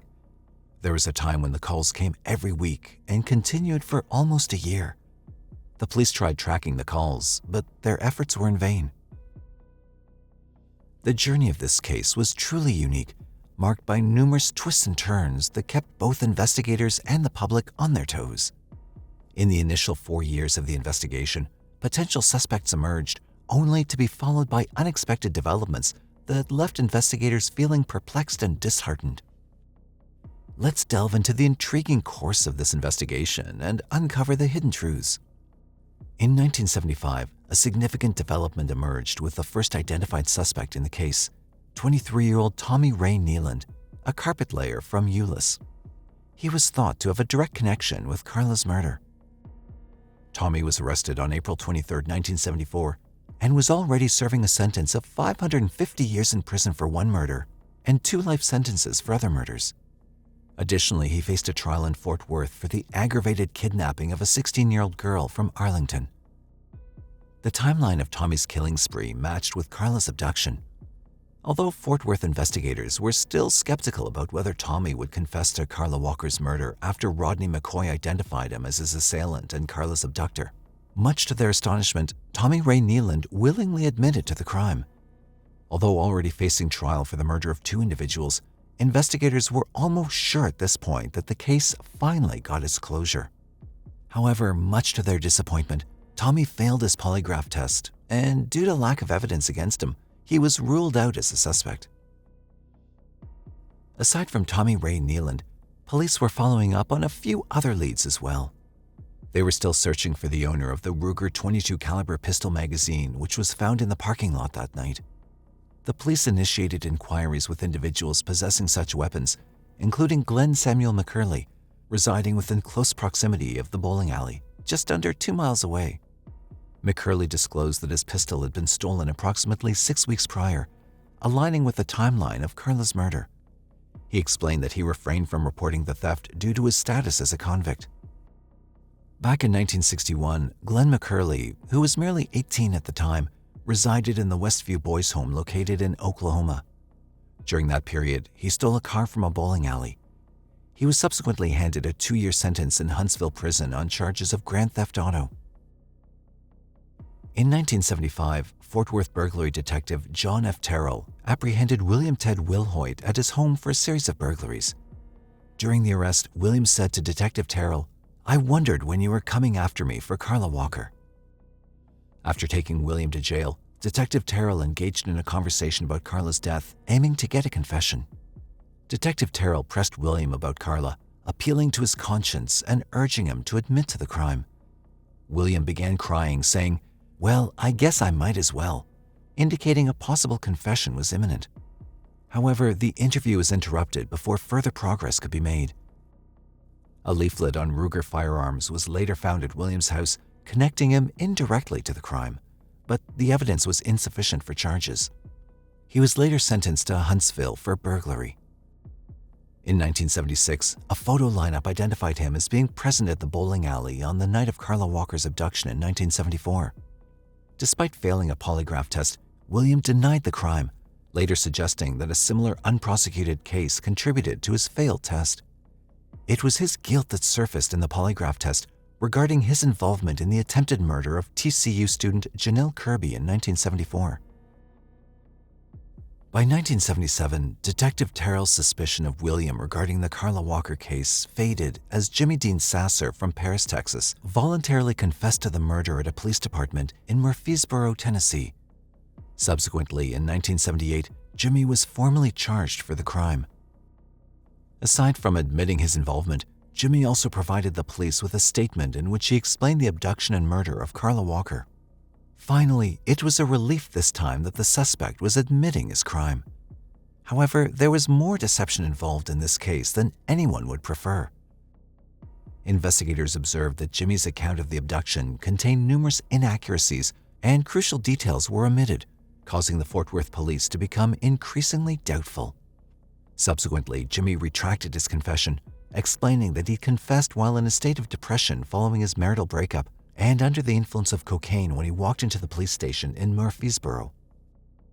Again, investigators were right back to square one. 1986 marked 12 years since Carla Walker was found murdered, coinciding with Detective John F. Terrell's retirement.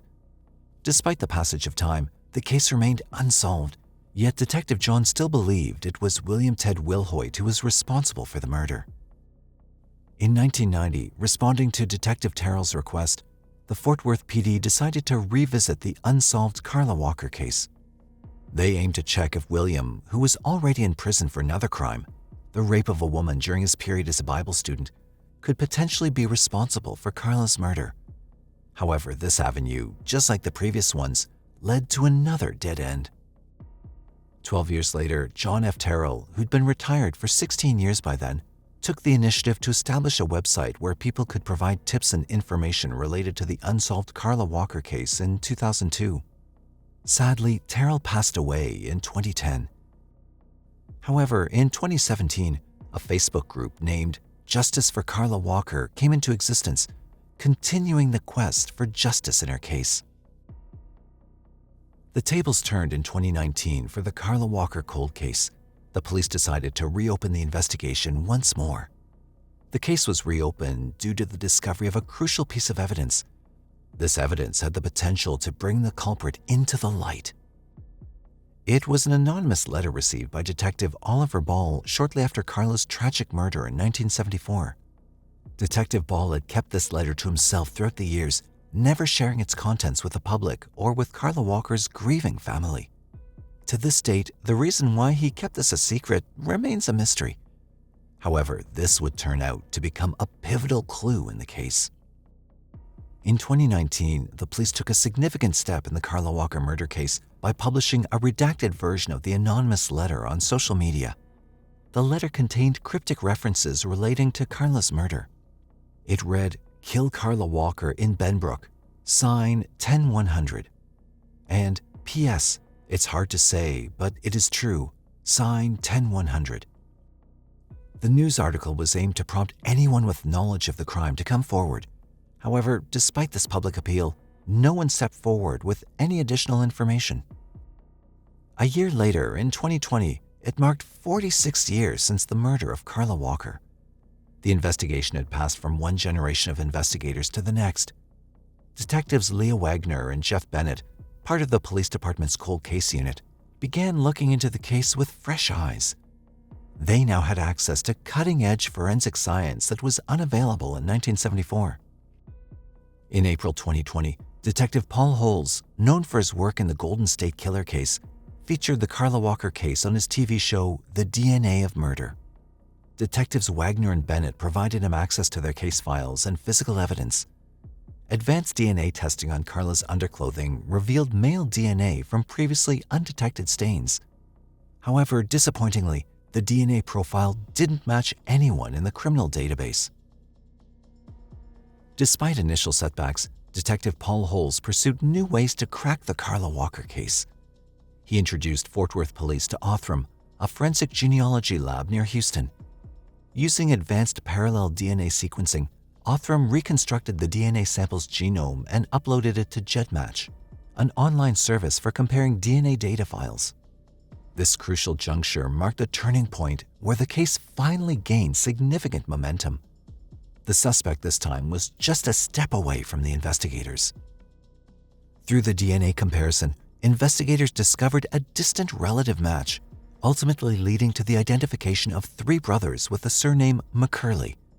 This name struck a chord with Detective Jeff Bennett, as Glenn Samuel McCurley was a suspect from 1974. Fort Worth police swiftly collected items from Glenn's trash, and DNA tests matched the male profile identified from Carla's underclothing, solidifying their suspicions. In 1974, Glenn denied any involvement and claimed his pistol had been stolen. He stuck to his story in 2020 when questioned again, but agreed to provide a mouse swab for DNA testing. The results affirmed a match with the DNA found on Carla's underclothing, leading to Glenn Samuel McCurley's arrest on September 21, 2020 for capital murder. Upon being taken into custody, Glenn was interrogated in hopes of obtaining a confession.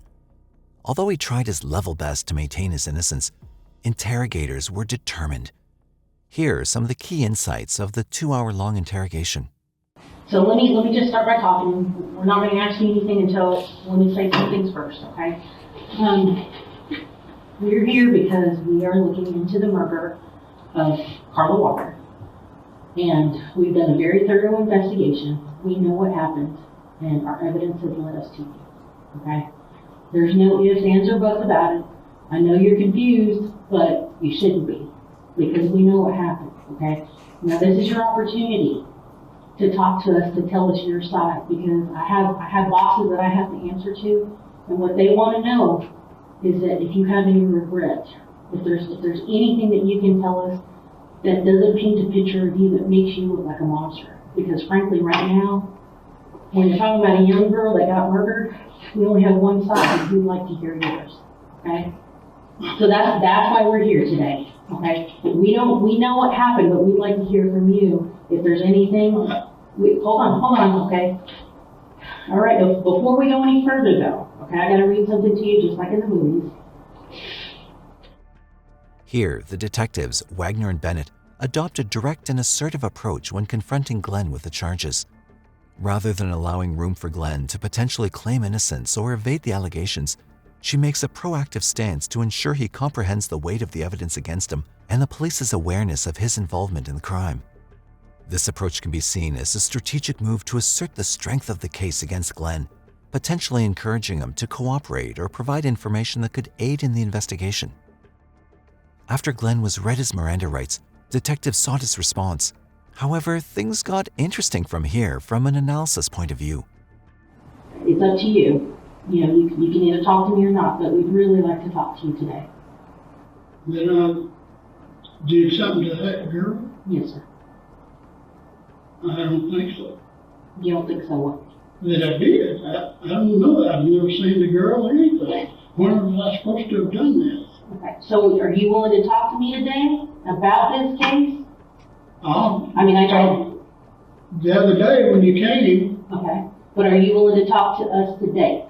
I mean, it's like I said, it's your right to either speak with us or not. You know, but I got to be clear on whether or not you're willing to talk. Well, I don't know. I don't know anything about this stuff. Okay. Glenn's decision to not clearly waive his Miranda rights during the interrogation signified the start of his defense strategy. This choice initiated a power struggle within the interrogation room, as Glenn appeared to use a tactic of misunderstanding the significance of his rights. By going back and forth with his claims about non-involvement in the crime, he introduced elements of uncertainty and ambiguity, repeatedly claiming that there's nothing to discuss even if he were to agree to talk. This suggested that he was indeed aware of his situation and circumstances that were against him. That's what the whole thing was over, that I understood. Ms. Marcotte, can you look at that picture and just tell us for sure that you do not know who she is? You've not had any contact with her?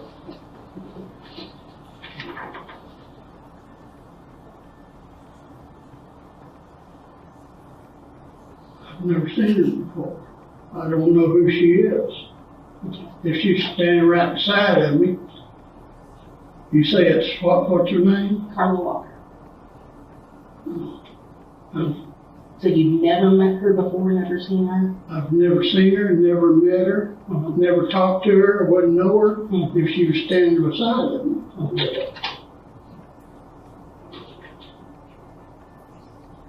But even I'm not, I guess it's not any,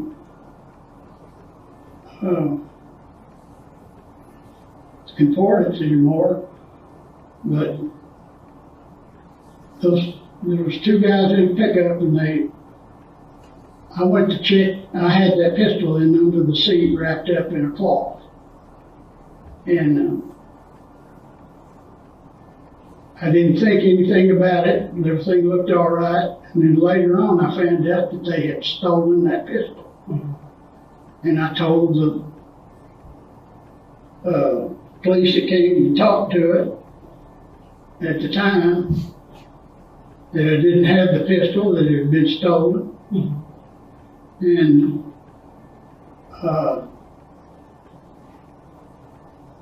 let's see, they took me downtown and questioned me and all this and that, and I told them exactly what I'm telling you and everything and what happened. And they said that they had found a clip for a .22 pistol. And I didn't know anything about it. They thought that gun might have been used in the robbery or something. So they found it and In this phase of the interrogation, Detective Wagner tries to gauge Glenn's reactions by presenting him with a photograph of Carla Walker, with the hope of observing any physical cues that might indicate his involvement or knowledge of the crime. Surprisingly, Glenn maintained his innocence and remained in character, showing no visible signs of emotional response. However, his initial denial of any knowledge of Carla Walker's existence began to crumble as he started to discuss his previous questioning as a suspect in 1974. This shift in his narrative is significant, as it suggests a potential awareness of the case and his own connection to it, despite his initial efforts to distance himself from it. You're saying I killed somebody, and I did not. I did not kill anybody. Then what did you do? What do you mean, what did I do? I don't know what I done. I didn't do anything. You kidnapped her. I didn't kidnap anybody. You did. You kidnapped her. But somebody saw me do this? Yes, somebody did see you do it. No. You made a mistake. You left her boyfriend alive. I did not kidnap anybody. Her boyfriend is alive. And he identified me as the guy. He is a living witness, okay? No. You made a mistake. I did not do anything like that. You did. You did. Mr. McCurley, this really is your time to be able to get this off your chest. And to say If it what was happened. on my chest, I didn't do anything like that.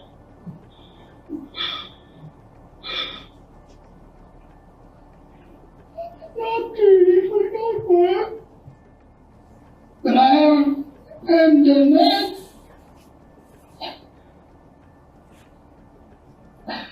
Maybe you didn't mean to. No, I didn't mean to. I didn't do it. I did not kill that girl.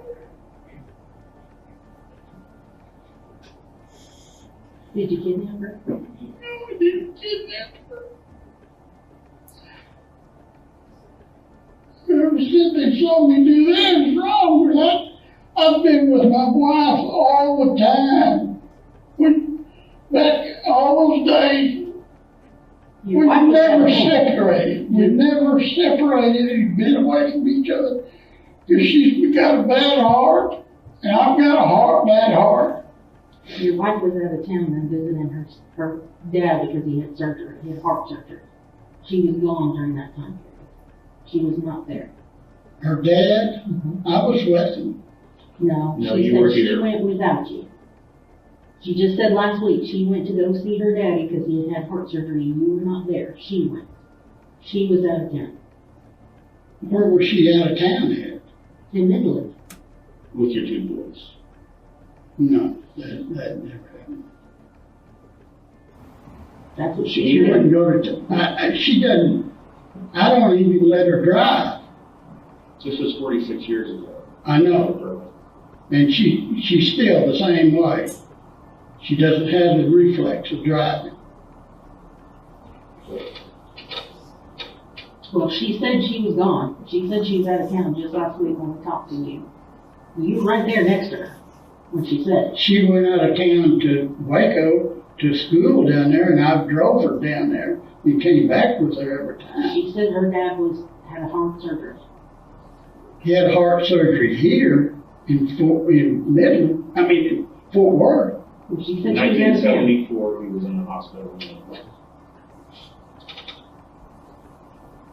Because you were working. He had to work. He had work. Well, if I was working, I was probably on the road driving. Not when this happened, you weren't. Where was it? You were off. You worked that day, but you were off that night. When this happened, you were off. I don't know where you get your information. But I didn't. That came off your schedule from 1974. Your work Directly schedule. right off your work schedule. I didn't do that to that girl. Didn't do what? Whatever it was done to her, because I don't know her. I've never seen her, never talked to her. Prior to that night? Well, what do you mean? When you're saying you've never talked to her, are you meaning prior to that I've night? never been this close to her if she was right there. I don't know her. Did you ever hear about what happened to her back then? I heard some stuff on the news and stuff. That's, What did you hear? I don't know. I don't remember. Some little girl got killed or something. And I don't. I didn't have time to pay attention to those things then. But I was working. It's not my deal.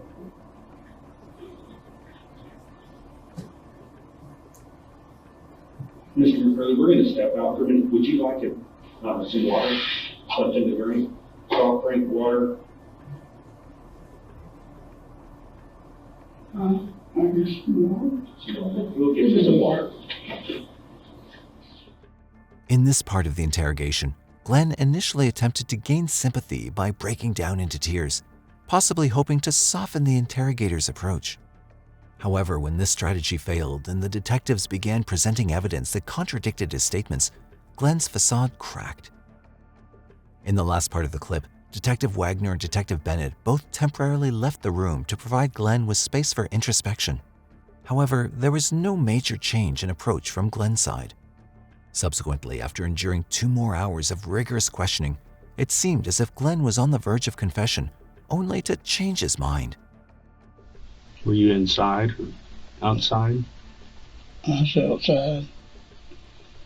I'd parked in the parking lot. It's just people watching. I don't know if it was or not. I heard a girl screaming in the car over a couple of cars away from me. And I went over there to see if I could help. And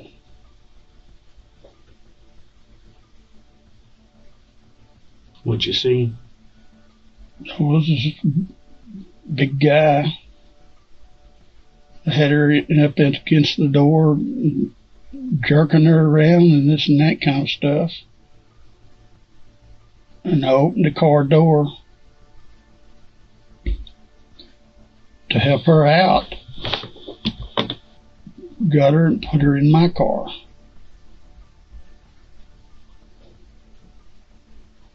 When you went to help her out, what did you see was going on inside the car? I couldn't tell if she was wrestling against her or something. I don't know. Okay. And she was screaming and yelling. I put her in my car and got her calmed down. And We talked about some things, I don't know. I asked her why he was beating her up or whatever he was doing. She started hugging me, thanking me. One thing led to another. I told her I was going to take her home, and she said she didn't want to go home right that minute.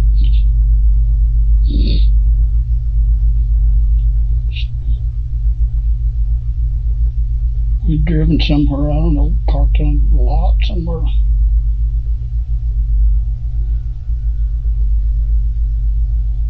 And I let her out of the car. I don't know too much from there on.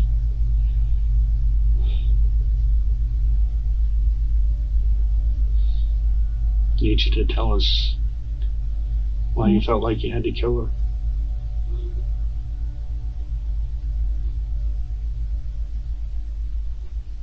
Were you afraid she was going to go to your wife? I guess.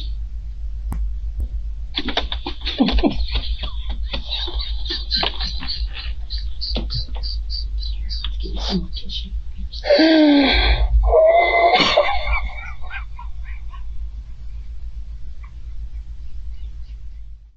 Under the increasing pressure applied by Detective Wagner, Glenn tried to shift his narrative, attempting to create a story where he portrayed himself as the hero.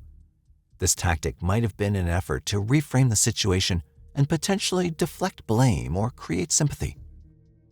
However, as the weight of the evidence and the relentless questioning bore down on him, Glenn's emotional facade crumbled and he began sobbing. This emotional breakdown likely signified the realization that he could no longer run away from taking accountability for his actions. Confession. Is this your signature on the judicial confession?